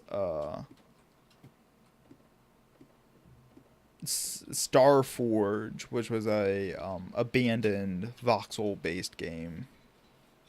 I think I remember you linking me that. Yeah. Yeah. I was so disgusted with Starforge, I removed it from my Steam list. Hmm. Um, because they were trying to make like an infinite world generation using voxels, and they had to cancel the project because they couldn't make that work. There's so many engine limitations with voxel generation. Which I mean, this is off topic, but do you want to talk about voxels and kind of explain what voxels are for anyone that doesn't know? Yeah, from a purely technical point of view, Yeah. voxels is a word for meaning volumetric pixels. So yeah, I mean, you could think of in a way, you can think of it kind of like in a Minecraft sense, where you have like these um, large where you have like these like uh, pixel, a concept of a pixel, but it has volume. And there's some games basically they use this concept to uh, they use this concept basically to kind of create 3D games with it Mm-hmm. by basically doing using voxels. For kind of typical game development, they kind of fell out of favor because they really didn't kind of like uh, what's a good way to put it? Sorry to put you They, on the spot. no, that's fine. They basically kind of like they didn't they didn't kind of fulfill the need that they needed to. Mm-hmm. It's kind of the industry standardized on more traditional 3D models with models and skins and whatnot. Mm-hmm. And so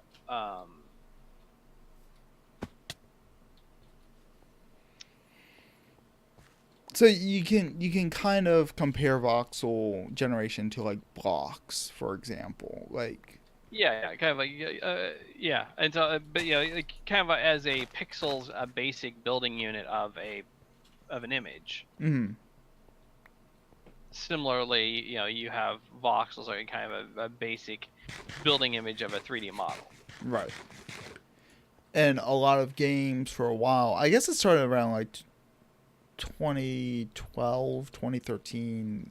A lot of game developers were playing around with voxels as to be a means of creating destructible environments where you could destroy voxels and create pathways or tunnels or um, build them up to generate terrain for user by the user. Or even just not even necessarily by the user. Mm-hmm. Basically it was a way to kind of use the to basically just create games in a much easier system than basically like than the requirements um,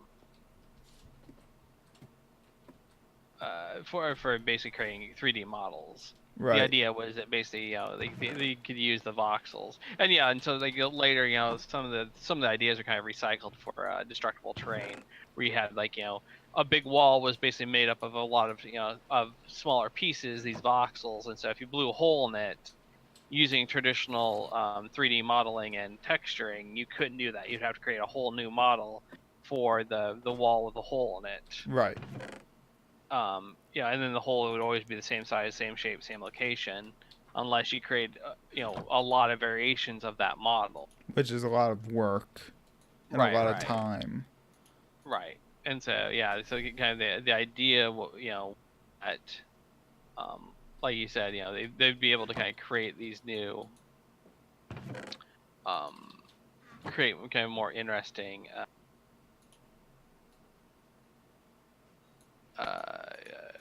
you know, Environments, terrain. yeah, yeah. Sorry, You're fine. words, Um, words. and one of the funny things that I kind of like, I don't, I don't know how to perceive it, but sometimes if you look at the terrain in 14 a certain way, it looks like it was voxel generated. I mean, a lot of times, a lot of times the procedural, games would use procedural generation Mm-hmm.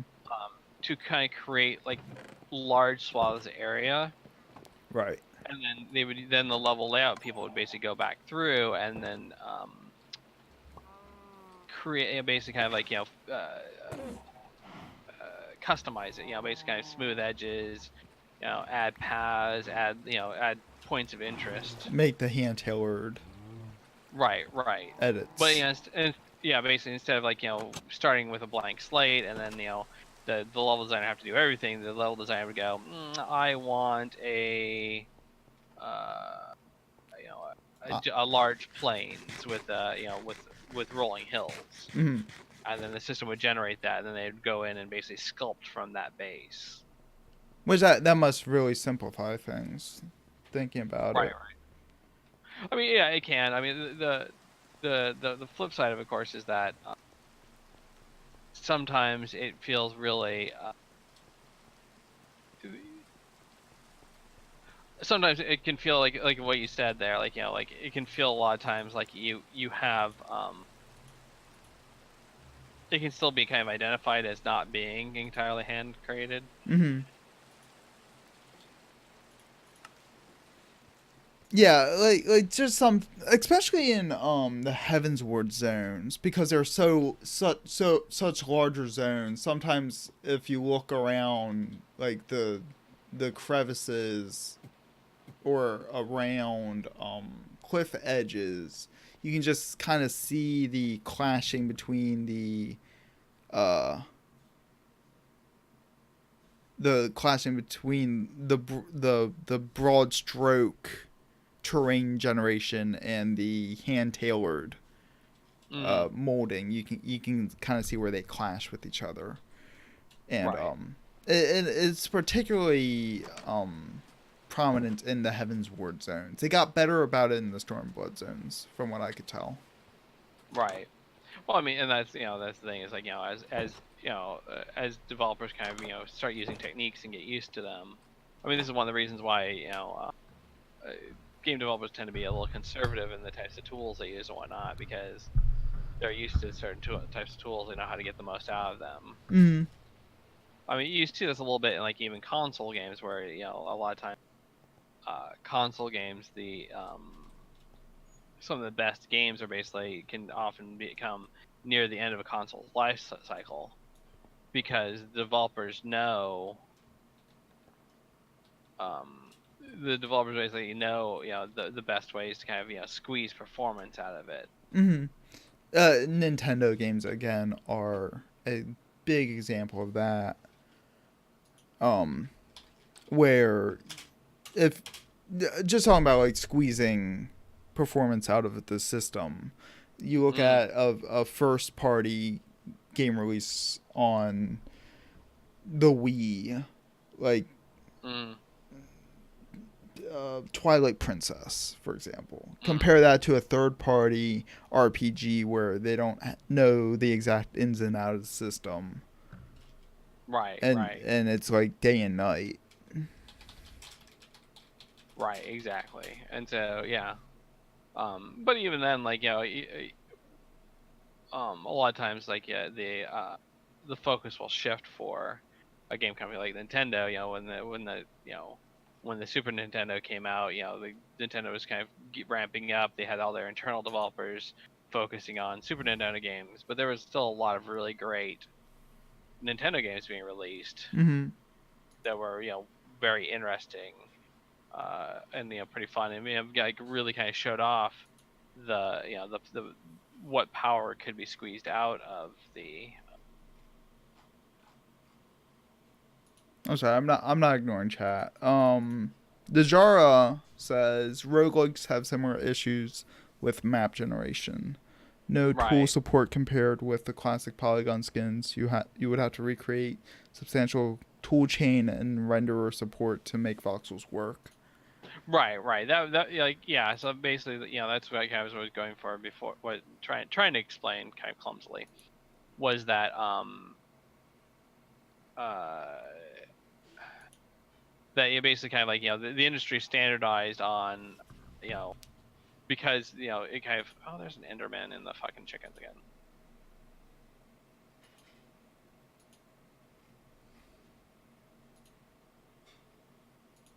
Oh, now he's pissed at me. He teleported. Hell is he? Sorry for pausing for a second, stream. I'm looking for a game that I just thought of. Because we were talking about really good games coming out at the back end of a console's life. And that made me think of a game. I just can't remember what it's called. It's just gonna torture you until you figure it out. It was a 2D side scroller that came out on the Nintendo 64. Mm-hmm. Like the same month that the GameCube came out. So it really did not get the attention that it deserved, but it was a really good side-scrolling game. I just cannot... I rented it once, and I loved it. I just cannot remember what it was called. Right. But yeah, and so the game is kind of standardized on, kind of 3D rendering pipelines and whatnot. Oh, damn it. Did you die? No. Just there's the Enderman. Wow. Do you need me to come help? I just came from the house. Mischief Makers? Yeah, I was just looking at Mischief Makers, trying to figure out if that's the one I was thinking of. But that came out in 97, so that might be it. I was going to feed the cows, and the Enderman just kind of shut up in the pen. Are you good? Need help? Yeah. No, I'm good for right now. It's just the problem is that he's not hurting me. He's teleporting away before I can kind of deal. Right. No, I was fighting him earlier. Ah. Oh my goodness. Computer, cooperate, please.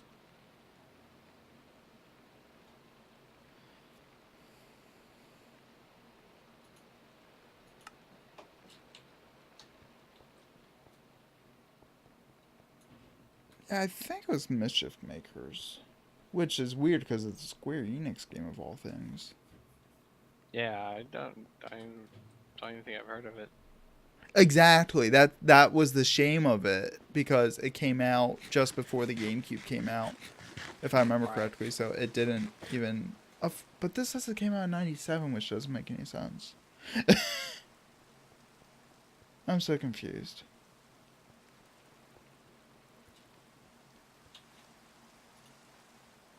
Anyways, I'll figure it out later.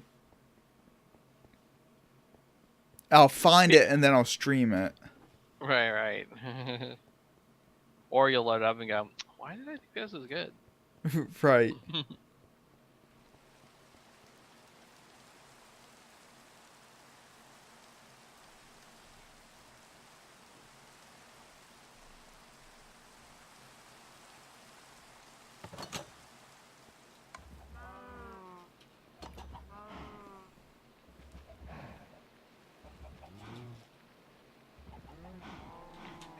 I don't see the Enderman anywhere here.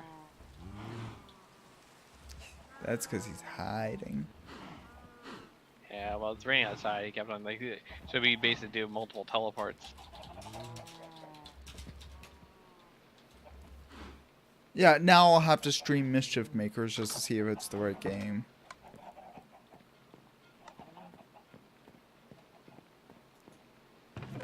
Anyways, so Dejar says standardized is a bit too deliberate of a word to describe the process. It was more that we knew a lot of how to make drawing polys fast as the cost dropped.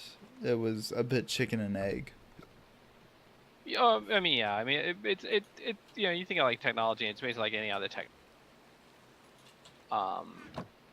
Where you have a bunch of competing technologies, and then one gets a little ahead of the others, and then that becomes essentially the standard, even though it's not. It becomes the expectation. Right. And so I I don't think standardize is too strong a word for it, because the industry did kind of standardize on that. They started hiring people that knew how to do 3D models instead of voxels. I want to say that probably like a large part of this was, like you said, kind of like advancements happening with, probably Carmack. I if I had to hazard a guess, probably have some breakthrough in how to render polygons faster, and so basically the 3D modeling got a little bit ahead of 3D modeling got a little bit ahead of voxel technology.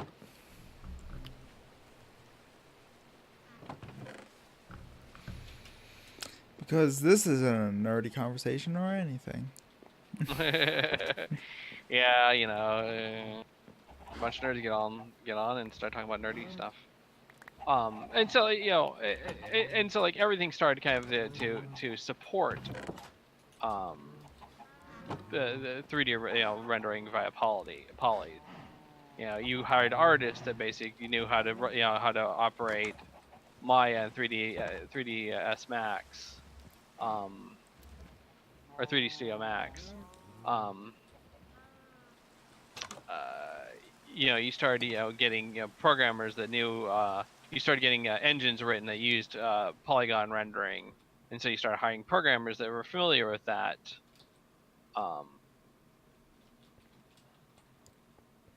So it may not have been like a bunch of people in a room getting together and say, okay, everybody, we're going to do this. We're going to standardize on rendering polygons. But it essentially did happen. De facto standardization, even if it wasn't de jure standardization.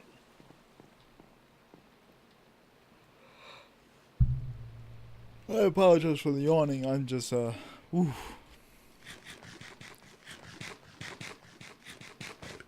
caffeine starting to wear off. Right. My apologies.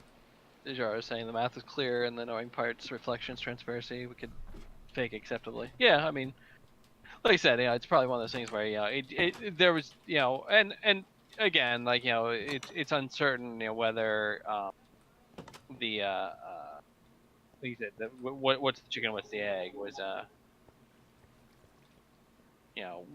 was there more work being done on it because it was easier, or was it easier because there was more work being done on it? But like we were talking about though, like the poly, the voxels kind of came back in fashion when people started looking at destructible terrain, and there was a lot of advancements being done with polygons or with voxels as well. Like a lot. One of the interesting things is that you get researchers, academic researchers, that will study graphics, computer graphics, and then like a lot of times and game developers try to kind of figure out like, oh, what can we do with this now? Right.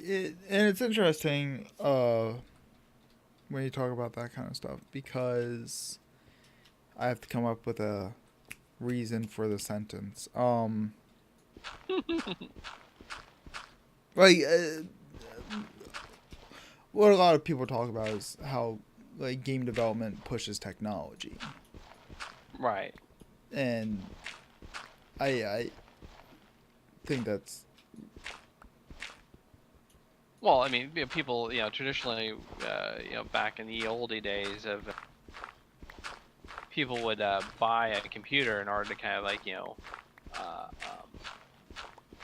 would buy a new computer basically in order to play the hottest game. Like a lot of people talk the old Wing Commander games. Oh, Wing Commander's coming out, time to buy a new computer so I can actually run the thing.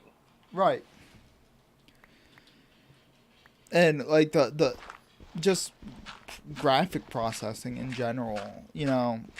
Right. You know, Nvidia is always pushing out their new 2020 GTX X, whatever you want to call it, just to get the most highest words. Jeez, to get the most graphical Right. To get the fidelity. fastest rendering. And, Yeah.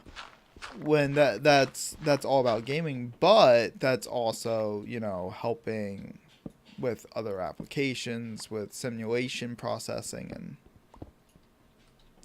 fun stuff like that. Right. It helps me play Kerbals easier. The important things. The yes. important kind of simulator. I saw an article on Steam that was highlighted on Steam about a father who was teaching his son about space, and he had logged like 4,000 hours on Kerbal Space Program. And wow. like he was explaining to his son like all the things he learned about space through these thousands of hours he spent on the simulation. I thought that was really kind of that's a neat story, because you can learn a lot about space through that game. Right. Well, I mean, you know, that's kind of the strength of simulation is that, you know, the important thing you gotta keep in mind is, you know, like there's always going to be some Discrepancies. You know, right. The you know, like, you know, understanding where, you know, the developer cut corners or whatnot. Mm-hmm. You know, because, you know, you know, a game for a lot of people, they want their game to be fun, not just you know, and sometimes a pure simulation. Right. It's not fun. You know, there are certain examples, like for example, like flight sims used to be like, you know, like the more detailed, the more accurate you get it, the more fun it was, because there's that type of person that was like, I want the experience of flying without, you know, the expense of getting a pilot's license and owning a plane and all this other thing, all the other stuff. Right. And did you ever play? I never really been super big in the realistic flight simulators, but I played. I think it was just called F-16. I still have the disc upstairs. It was a really hard game for a not so flight simulator smart child to play. Right. Like, just trying to learn how to take off in the game took me hours. Right. But then I played this Nintendo game based on the Top Gun movie. Oh yeah. And that was like pretty brutally hard, because it was kind of the same thing. Like, you know, like it was kind of like a cockpit shooter game. Mm-hmm. But then you had to land the damn plane. That was tough, because, you know, they actually kind of showed you the physics and whatnot of it. So. Right. But what I was gonna say about Kerbals is that it does use basic kinematics maths. Which kinematics is physical equations that have to do with velocity, acceleration, and gravity. And I actually had a physics professor who used Kerbals to explain orbital physics, which was really freaking cool. And just like, has anyone ever played this game before? I'm like, yes. It's just like, have you ever actually ran proofs for the equations? I'm like, no. It's just like, do it. They work. Like, if you actually do the math and do the velocity testing, the game is sound on its kinematics math, which was neat to be able to, you know, double verify the game. Right.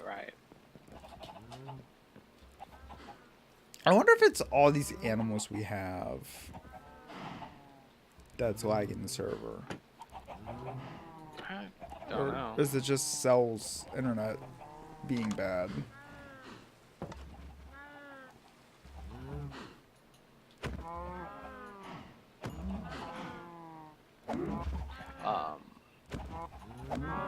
But we are way off topic. It doesn't matter at this point. Right. I mean, kind of the strength of this. I think going, since we're kind of talking about game development generally, kind of going back to the topic of Bob's game. Mm-hmm. No, I mean that's really interesting. Like, I kind of said when you had to step away, like, not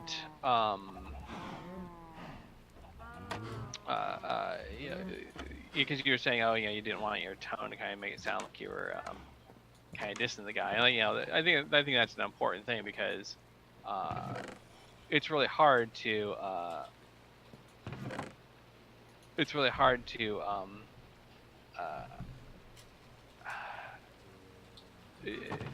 ideas are kind of cheap to do. It's basically implementation. And the guy that the fact that guy was able to kind of actually sit down and make a game was interesting. Yeah, and I've said before, like one of the hardest things for indie game developers is marketing. If he found a system of marketing that works, then that more power to him. I think the flip side of that though is that like you said, he seemed to kind of get very fixated on the idea of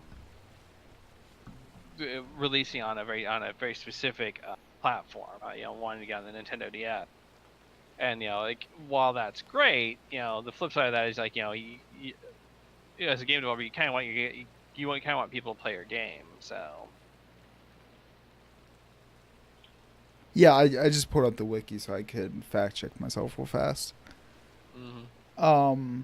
So according to an article in The Escapist in 2008, Robert Poloni is his name, was directed by Nintendo to talk to the Wario World division, which directed him to talk to marketing. Marketing then directed him to talk to Wario World division. Nintendo told him that they would inform him of their decision whether to grant him an SDK for the game in between 6 to 8 weeks. No response came from Nintendo. After 17 weeks...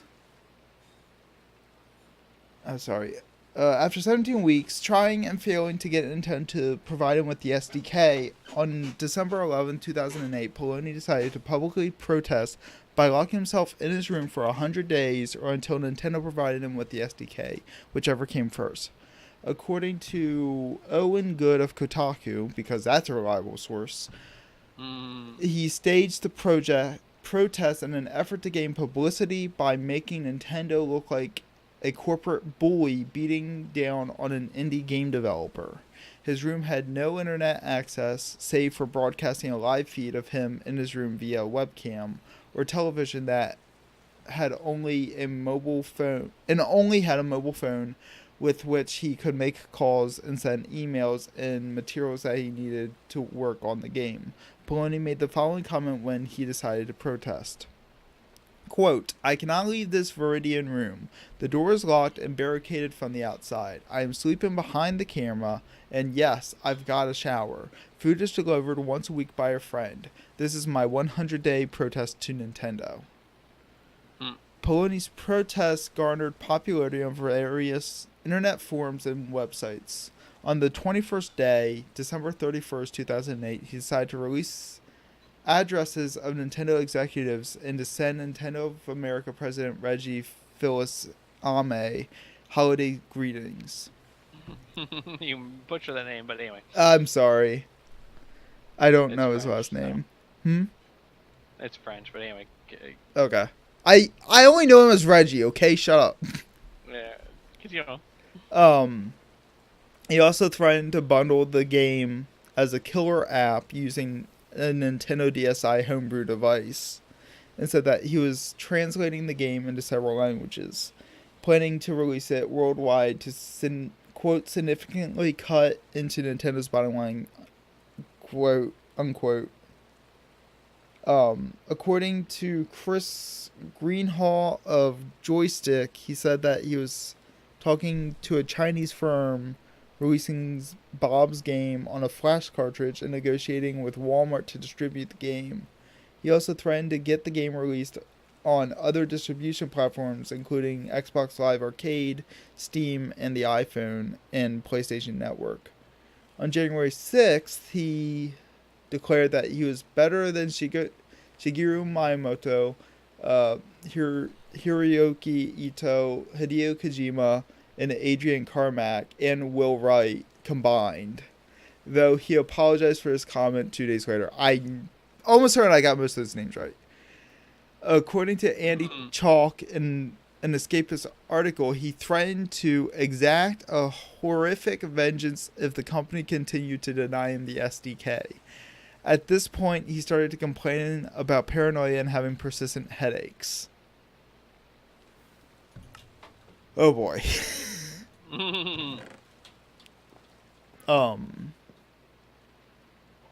And it just goes on from there. Like he just started like this whole smear attack against Nintendo.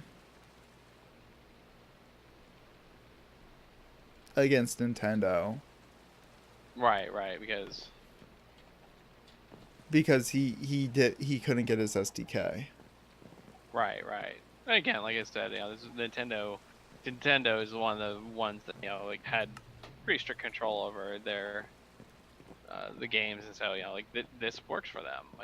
Yeah, the thing that confused me when I was reading about it was that he was getting offered by different publishers, but he kept declining because it wasn't the publisher that he wanted. Right. It reminds me of what was the name of the company? 38 Studios. Mm-hmm. Kingdoms of Amalur. I think I've heard of that. Yeah. It was kind of this notorious MMO. The company was run by Kurt Schilling, a baseball player. He was a huge EverQuest fan, and so he decided he wanted to start. He basically took his money, decided he wanted to start his own company, making kind of this dream MMO of his. Right. I've heard people talk about it. I think Cell was playing it. Yeah. A few years back. I mean, it was a good game, but the problem was that they really didn't sell the numbers they needed to. Mm-hmm. And the leadership of the company basically said that they were waiting for the right investment. Right. And essentially what happened is they ran out of money then. And that investment never came. Right.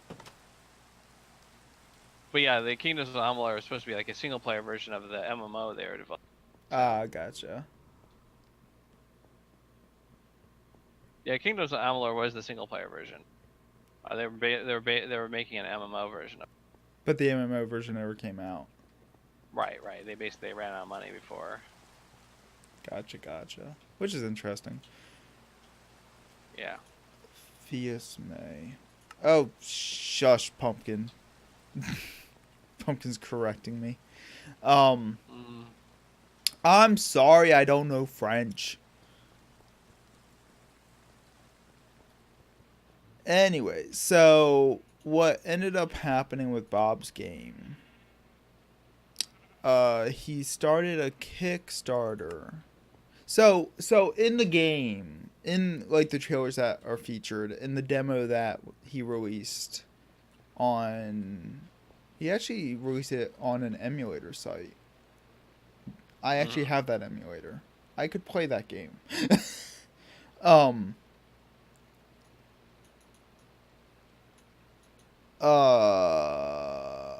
There's a puzzle game inside of the game. Oh yeah, the one of the other claims that he made was that all of the crazy stuff that he was doing was the game. That the entire premise of the game was a small indie developer trying to get noticed by a large publisher as he's trying to sell his game or develop his game. And that's supposed to be the story of the actual game plot.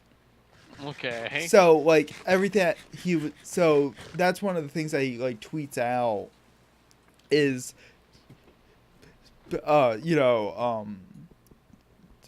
shocking twist, you've all been playing the game as he's been doing like Insanity stuff. Like It's just like, really, guy? And so the game that the person in the game's developing is a puzzle game, like a Tetris type game. Well, what he ends up doing is starting a kickfunder to develop the game inside the game. And then he releases it on Steam. The puzzle game on Steam. And it ends up... Basically what happened was that he had this really bad living situation where he was trying to get out. He was trying to get a larger apartment. And so the Kickstarter, and he had debt. He had a lot of debt. So the Kickstarter in the puzzle game was supposed to help him pay for his debt and get an apartment so that he could work on the actual game. But he ended up not spending the money properly, and the actual game never got made because he couldn't actually afford to develop it anymore. And then like he made promises to like repay. So I do want to make sure I give the right reflection of him, because I don't want to be sued. So that's interesting. Right. So you can actually play the puzzle game Bob's Game on Steam. Actually, let me go download that. Since we're talking about it, let me actually verify this real fast. I'm sorry you're all just staring at a pause screen. I should pull up my browser stuff, but Bob's Game. Nobody wants to see your browser history porn. It is on Steam. It is a puzzle game. I'm going to download it. It takes 5 seconds. It's a free-to-play game. This game is being actively developed. New features are being added constantly. New builds are uploaded all the time. I'm gonna AFK real quick. I'll be right back. Let's see here. It's multiplayer. It's a multiplayer puzzle game?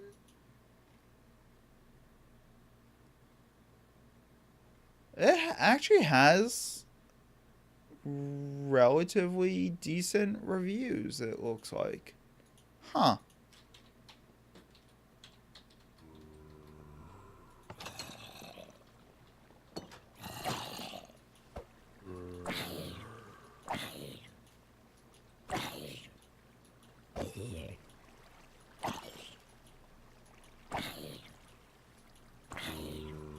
So that's interesting.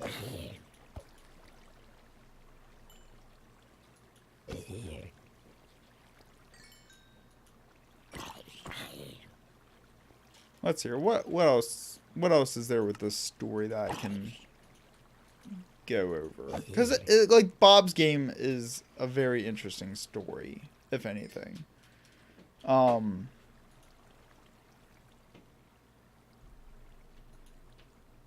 You know what? Screw it. We're gonna do a thing. Just because we're talking about it nonstop. Where is it?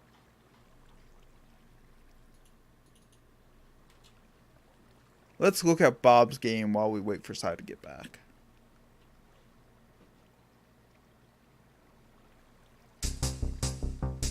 Boom, boom, boom, boom, boom, boom, boom.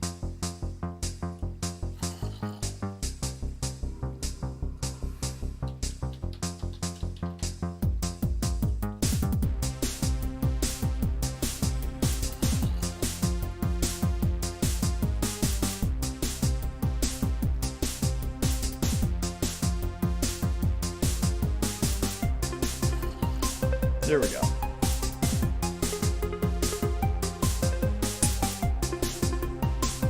Oh my goodness, what is this?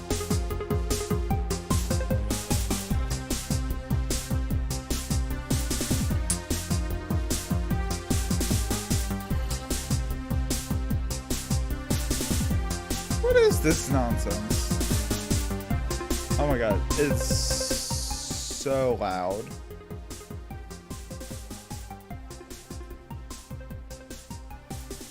Hold, raise stack, rotate.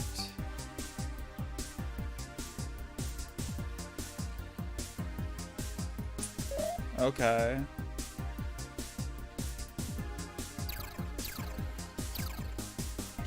Wait, okay, arrow keys. Whoa, what?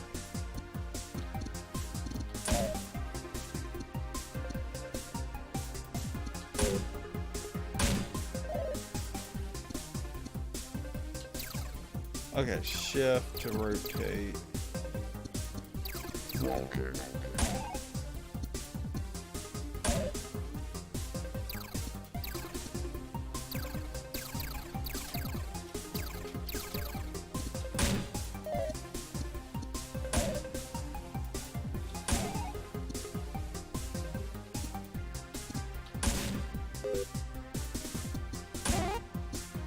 I'm not good at Tetris games. I'm just gonna tell you. Walker. Walker.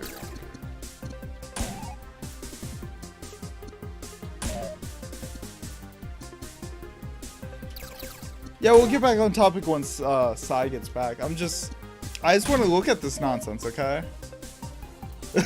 Don't judge me.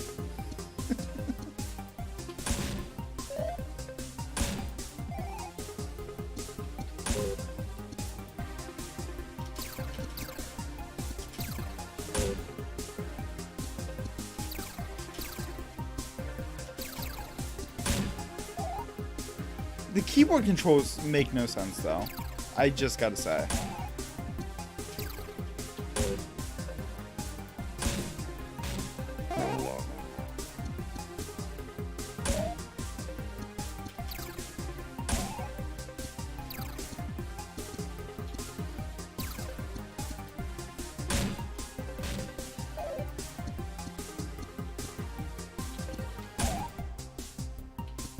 This is so weird.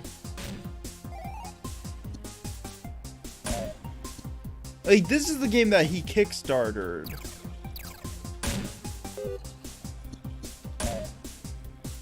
For some odd... What is this? What? What the fuck is this?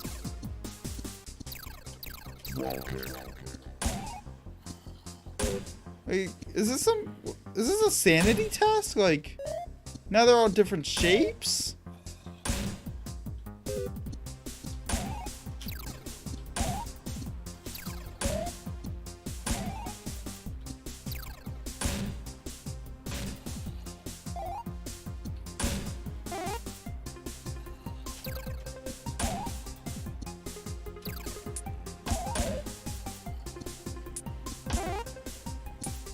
Oh god, I'm not even paying attention.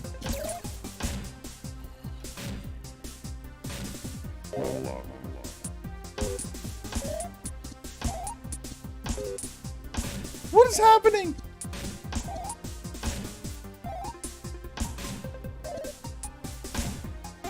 Like, I'm not dropping this. The game has developed. The game has become sentient.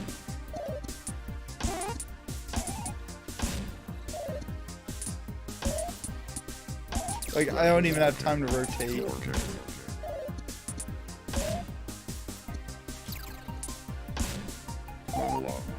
What? Whoa. Hold on. Who are you?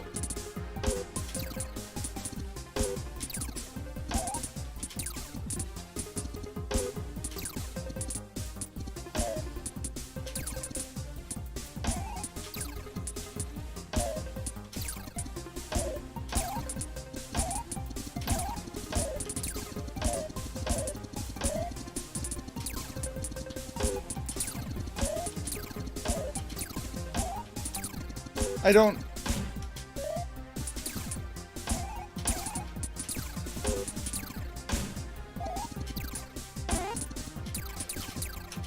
Special Walker.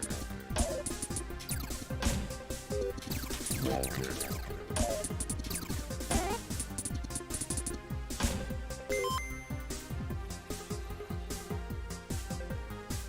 What?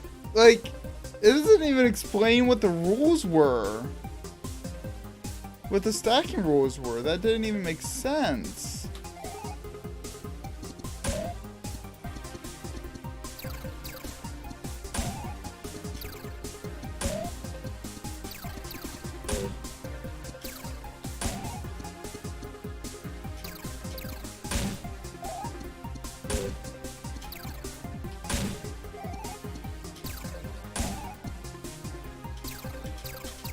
Walking.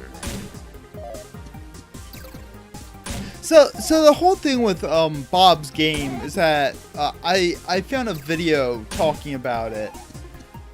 I guess yesterday while I was just looking for random stuff on YouTube, and I sent it to Sai. Just kind of like, look at this crazy stuff.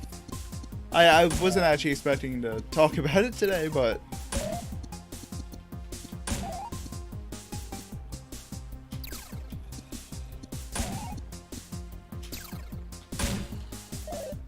this has definitely taken a turn.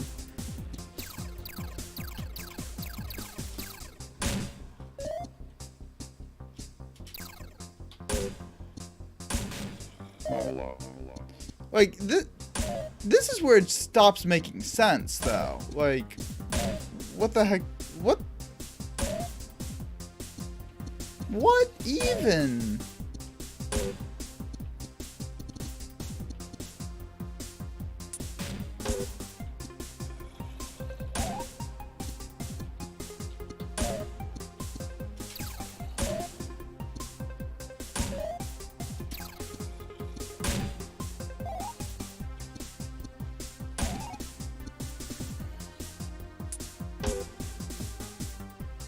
What? Like, so this playthrough isn't even the same as the last one that I played. Walking. Because the rules are different now. This is so weird.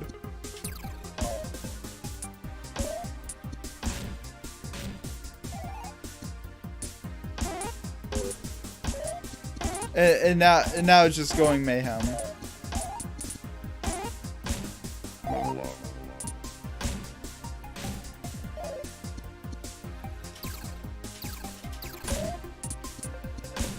Hello.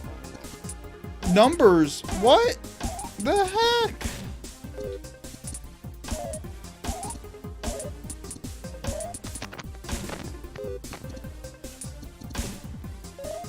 Is that a sigh I heard? So I'm playing Bob's game while you're gone. Yes. I am so confused. It looks like it's kind of a mishmash of a bunch of different types of games. It changes. Hold on. Yeah.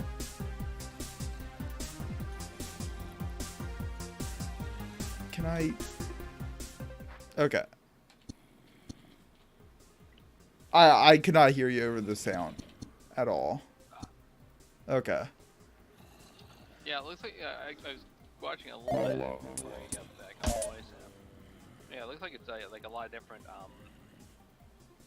It looks like it kind of like switches between different types of gameplay from older games. So like one of the games Like I recognize the Puyo Puyo section. right.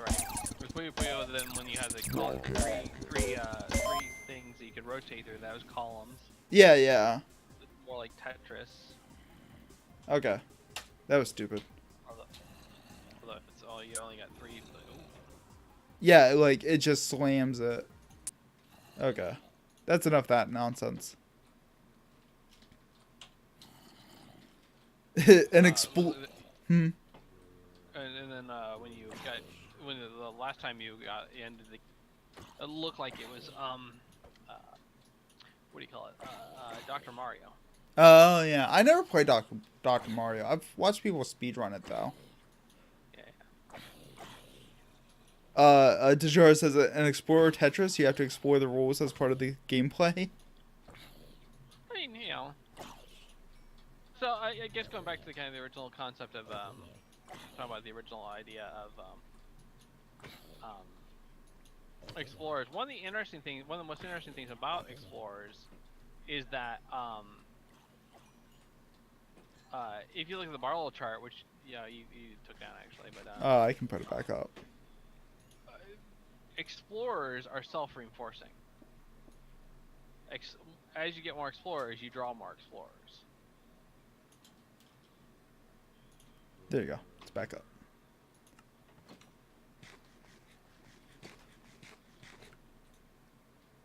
Yeah, basically, but as you get more, or as you have more in the game, you draw explorers to the. And so in theory, if you could basically build a game for explorers, that would basically you'd have a type of game that basically people kind of like, perpetually draw more people to the game. Instead. Which explorers are this bottom right corner of the chart? Right. They have some minor effect on killers, but the biggest effect they have is basically like they kind of self-reinforce. Which the socializers do the same thing. The only problem is that socializers also affect killers and achievers. Killers love socializers. Right. But killers tend to not like explorers. Because explorers can be competition, and they don't like competition. Exactly.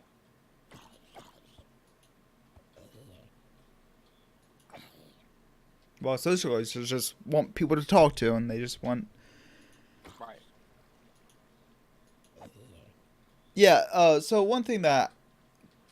Oh, crap. Let me pull it back up, because it was a really good explanation for what the different personality types are looking for. Because we talked about killers looking at games for like hunting. It's like a sport. Yeah. Let me find it real fast. So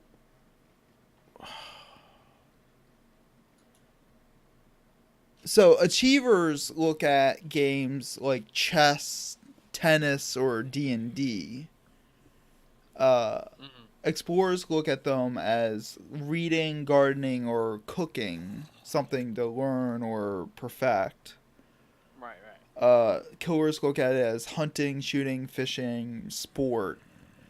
And socializers look at these games as like nightclubs, TV, concerts, like places to interact with other people. Right. Entertainment.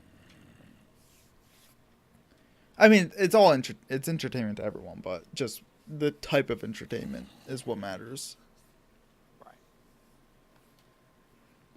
So, for the sake of night stream, we're looking at the type of people that want to perfect what their gaming experience. I'd say less perfect, and it's more about because perfecting kind of like implies a level of mastery. That's definitely more of an achiever thing. True. I think it's more about learning and understanding. As you looking at gardening as an example, as you learn more, you get better at gardening. Mm-hmm. But the motivation is more along the lines of knowing, okay, well, this type of fertilizer, and like this plant needs full sun, and this plant needs partial sun, and and those plants are annual. And those little tags that come with the plant ruin all the fun. Right. Well, I mean that's kind of the what we talked about a bit before with the explorer archetype, is that the rise of kind of like wikis and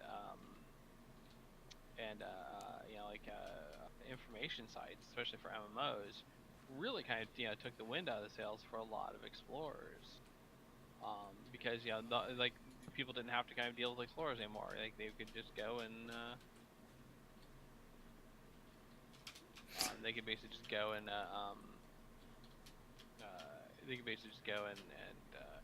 look up information on a wiki or a site.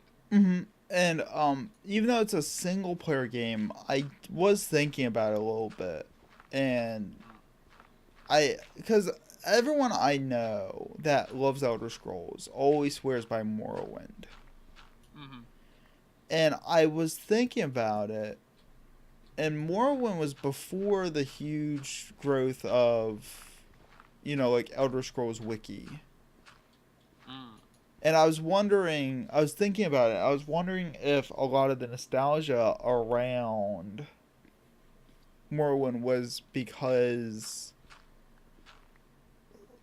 when Morrowind came out, there wasn't guides to tell you where all the quests were. So there's actually kind of an exploration experience with Morrowind more than, say, Oblivion or Skyrim.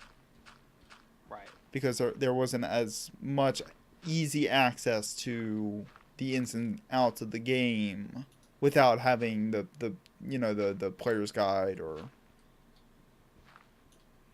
Right.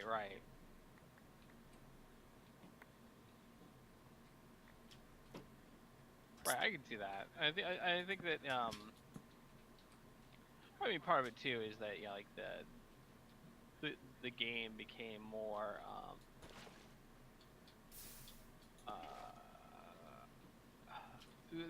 as the games kind of progressed, like like Skyrim has a lot more kind of like graphical user interface stuff to to kind of push you along the way.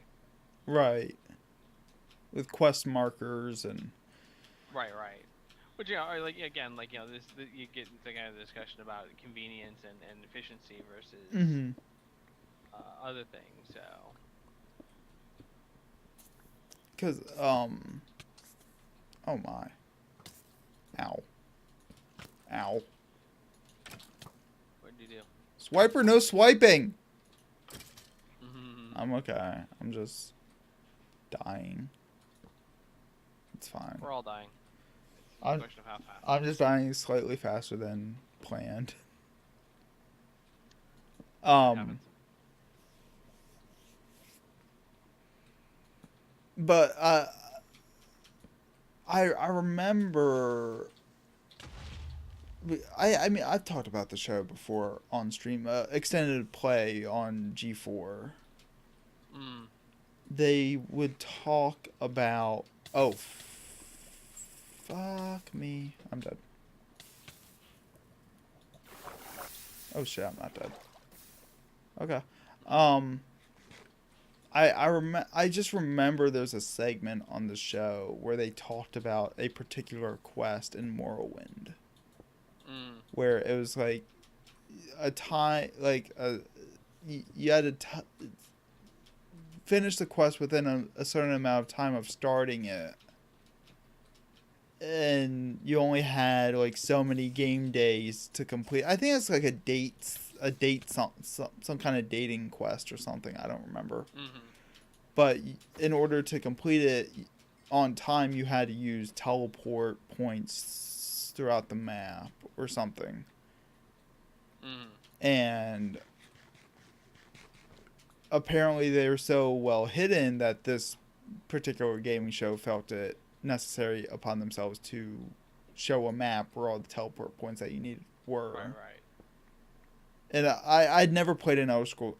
I'd never played an Elder Scrolls game. Up to that point, so I didn't know what the game was. But I remember them taking like 15 minutes to explain this entire quest system, this entire quest process. I'm like, the hell kind of game is that? Right. Like, what kind of Legend of Zelda shit is this? Right.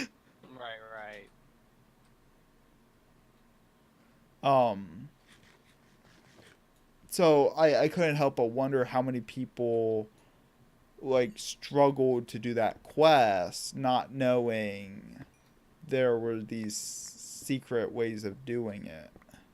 Mm-hmm. And of course nowadays like that wouldn't even be a question, because freaking look it up, you know. Mm. So it's interesting to think back about those simpler times before the wikis and the forums and the aggregation of information. Right.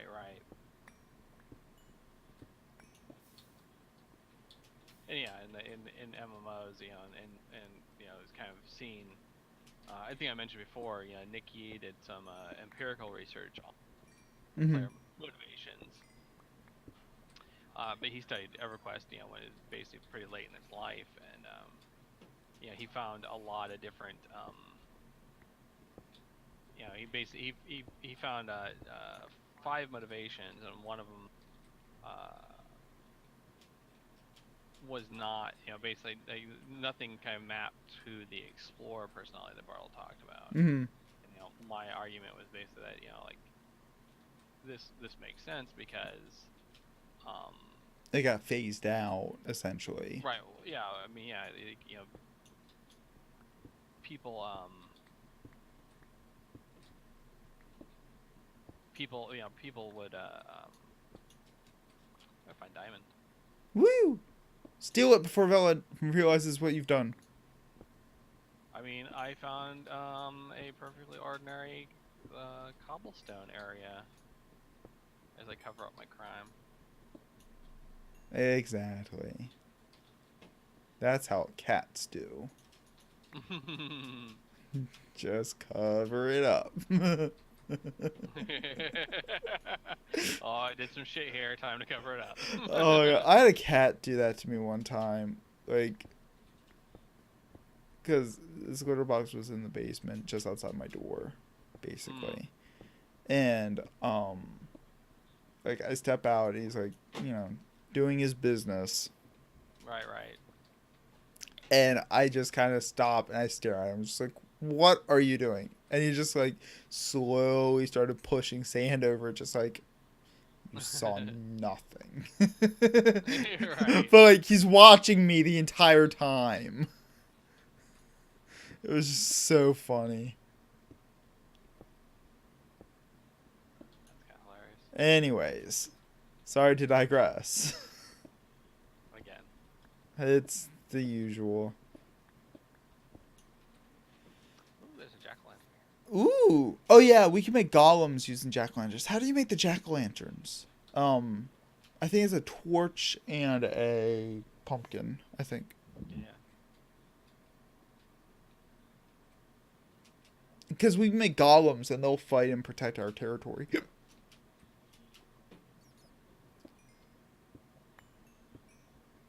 Yes, they do. The desert. We don't go to Ravenholm.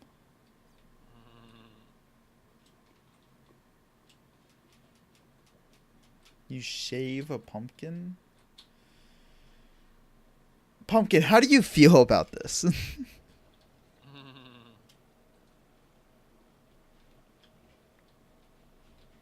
Do you feel that your people are Are being respected. cultural... Never Cultural mind. appropriation. Yes. Or stealing the pumpkin.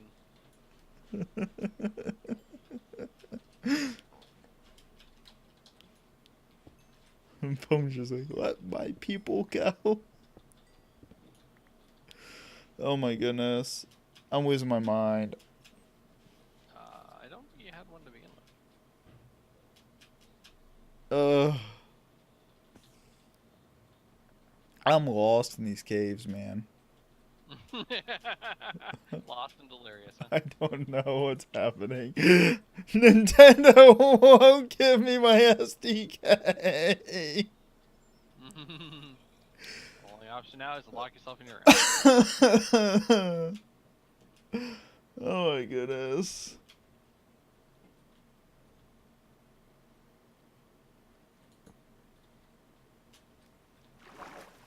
But no, so that is an interesting subject to maybe talk about in another stream or talk about it now. I don't know anymore. Where am I? How did I get here?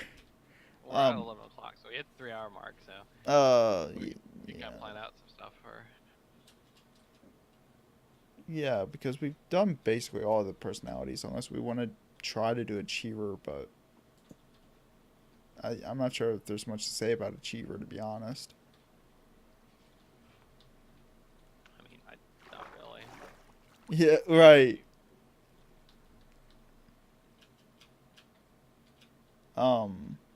Because I mean, like, I think we've touched on Achiever Achiever, like I every said time before, we Achiever, talked about yeah, every other type, yeah, Achievers are kind of like are kind of the mainstream personality type. right, the one that gets catered to the most.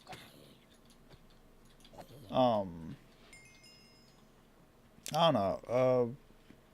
Okay, so on my Discord server, I've set up a channel for topic suggestions. If anybody has any form of gaming topic that they'd like to hear us talk about, I'm more than receptive to taking suggestions because I've run out of ideas. Um, not really. I mean, kind of. Not really. Kind of. Yeah. I'm sure we can kind of think of some stuff to talk about. But yeah, like the stream's supposed to be an interactive thing, so I want the audience to feel involved. So I'm always open to suggestions and ideas. And you know, if people want to link me random articles that they find interesting, feel free to do that. Like I would be happy to talk about that kind of stuff with Sai and Mitternock on stream. And Mitternock will be joining us again. He's just kind of having some technical issues with his computer. Yeah, he had to kind of rebuild it from scratch. Oh, did he have to do the whole thing from scratch again? Well, I don't know if again, but yeah, he was Okay, yeah. lamenting about having to reinstall everything.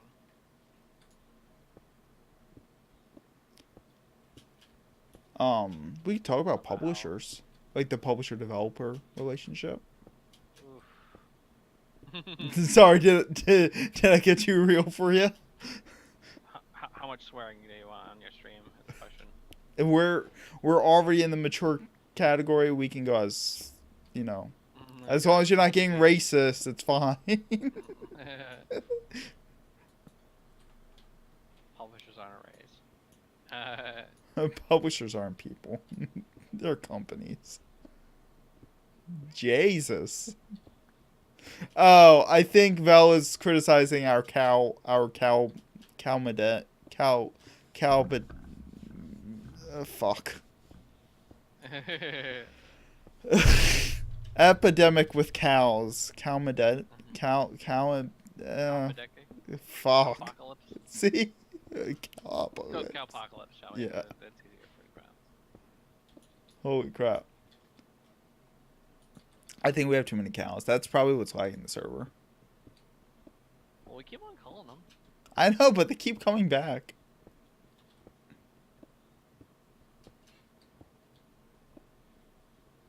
What do you use to shave them? Shears. I use the shears. Yeah. I killed an ender. Man. I killed an ender. Man.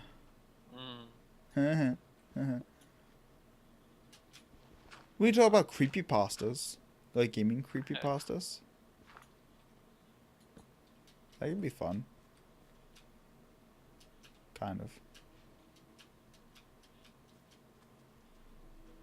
Actually, have you ever heard of Pet Cop? It's a gaming creepypasta. No. I think it's called Pet Cop or something like that. Pets Cop, I think. What the hell is catching me on fire? What the fuck, man?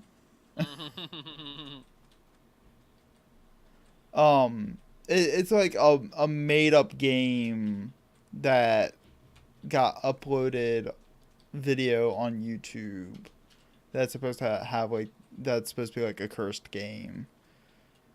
The Game Theorist has done a bunch of videos about it that are kind of interesting. It's stupid. It's just a stupid creepypasta. But they're all stupid. Let's be honest. Talk about mean- story bricks more. It sounds interesting, but I don't really have a feel for what it is without something to tinker with in front of me. No, yeah, I mean, we could do a topic, you know, a session talking about story bricks.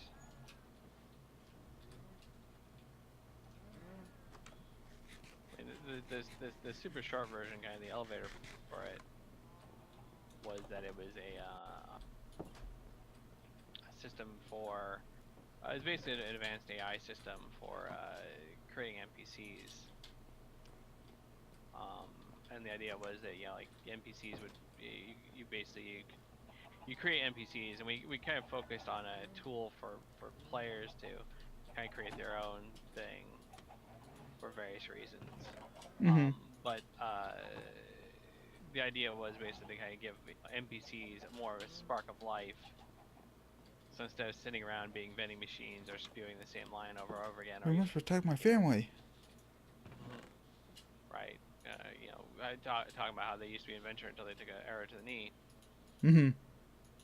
You could actually have, you know, like NPCs that would, you know, basically, you know, participate in plots and you know, start to you know, kind of try to understand the world around them. Have dynamic AI behaviors. Right, right. And so the example I like to use that we were working on, you do a quest in an MMO, and instead of it being just like you know, here's some gold or experience or whatever, like, you know, the queen decides, well, I'm going to give you my favor, and you can basically, you know, you can use this favor to, you know, for, you know, like, you know, we basically, you know, I'll speak well of you in my circles. And so the idea being that like having the queen's favor would change how other people kind of react to you, because, you know, if you're favored by the queen, well, you know, then you can do things for other people, and That it's kind of like building reputation and having right. dynamic dialogue based off what your reputation level is. Right, and yeah, so but instead of it kind of being like, you know, go kill 100 boars and I will like you more, you know, basically it was like a lot of it was kind of like focused on doing things, you know, basically, you know, doing things that the doing things basically that, you know, kind of that the NPCs appreciated. Mhm. So, you know, like, and a lot of it was kind of based on Kind of like BioWare's or not Telltale's. X will remember this. right, right, something like that, but, you know, like make it more general instead of, like, you know, have to be specific to Mm. that game. You know, and so the idea was basically to have more general setup for the character. So basically, you could create a character, give them kind of some motivations, define them a certain way, and then basically drop them in the world, and then they would kind of participate in the world on a story level in a way that, you know, made sense. You know, made sense to the player, was consistent with the rules of the world.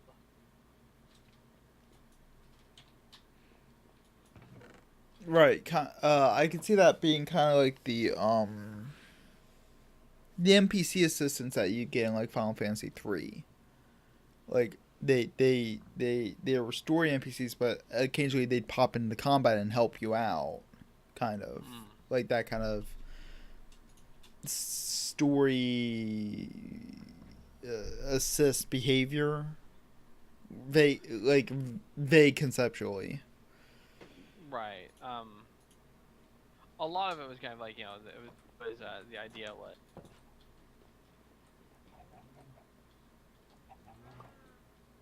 Yeah, you know, basically like how and then how NPCs would react to character as you did things in the world, Mm-hmm. without necessarily have to be hard coded. So the idea was like, you know, if you went around and destroyed a lot of animal life, well, then the druids aren't going to like you very much, and, you know, you don't necessarily have to, you know, the idea being that you don't have to create, okay, you know, have every NPC track every time you kill an animal or step on a plant or whatnot. but it's more about them kind of like figuring out, okay, you're Just having like general parameters. right, general, general kind of rules of thumb um, for how like for understanding what what your actions were in the world and the trying to consequences of those. And I hope everyone likes this nice little base that we built. Since in the last stream we started, it was just like this little hut, and we've been playing a little off stream, just a little bit. Right.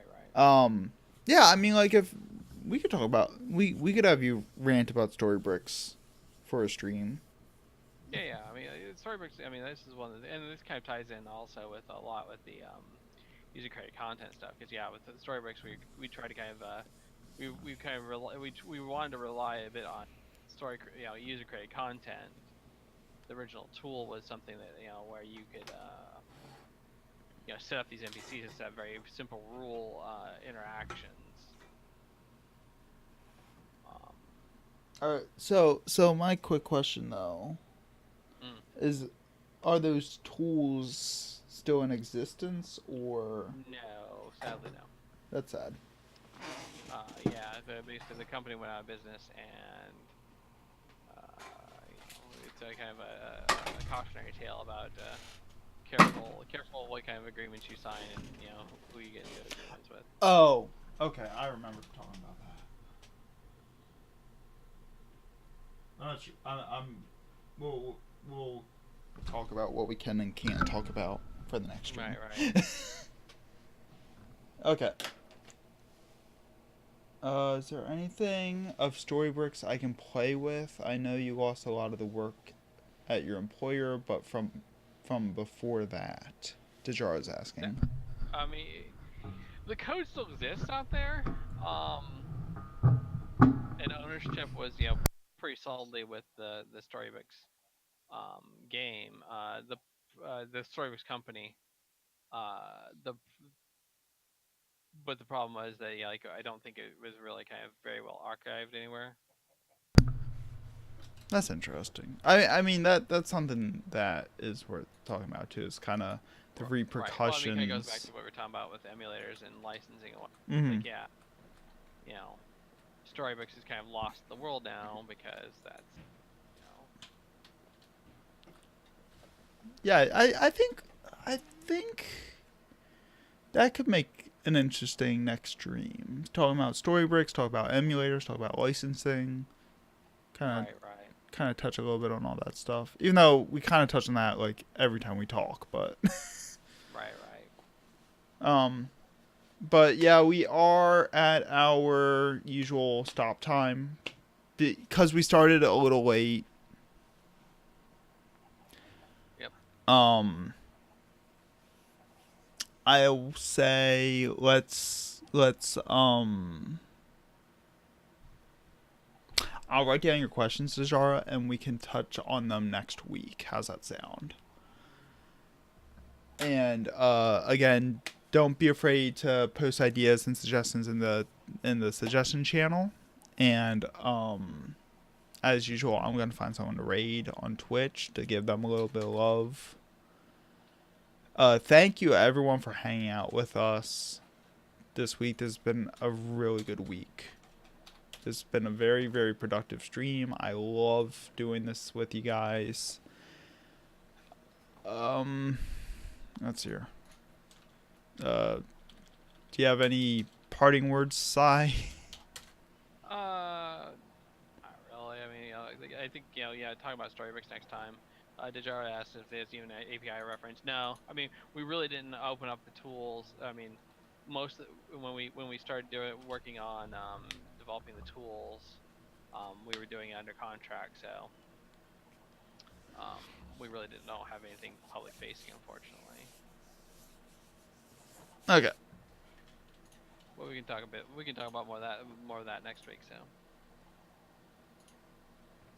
Yeah. We're gonna raid Surian again. Oh my god, keyboard, cooperate with me. No, enter key. Thank you.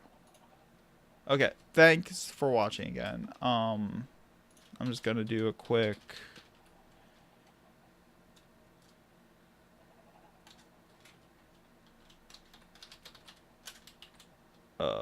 command spam here in case anyone wants any links real fast.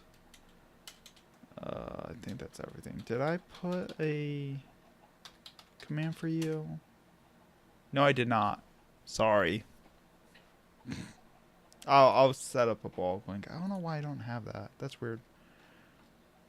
Yeah, my blog is psychochild.org. So, and I like I said, we once we get into a more regular rhythm with this podcast stuff, we'll I'll start tying stuff to my blog a lot more. So. Yep. So, thanks you guys for hanging out with us, and we'll see you next week.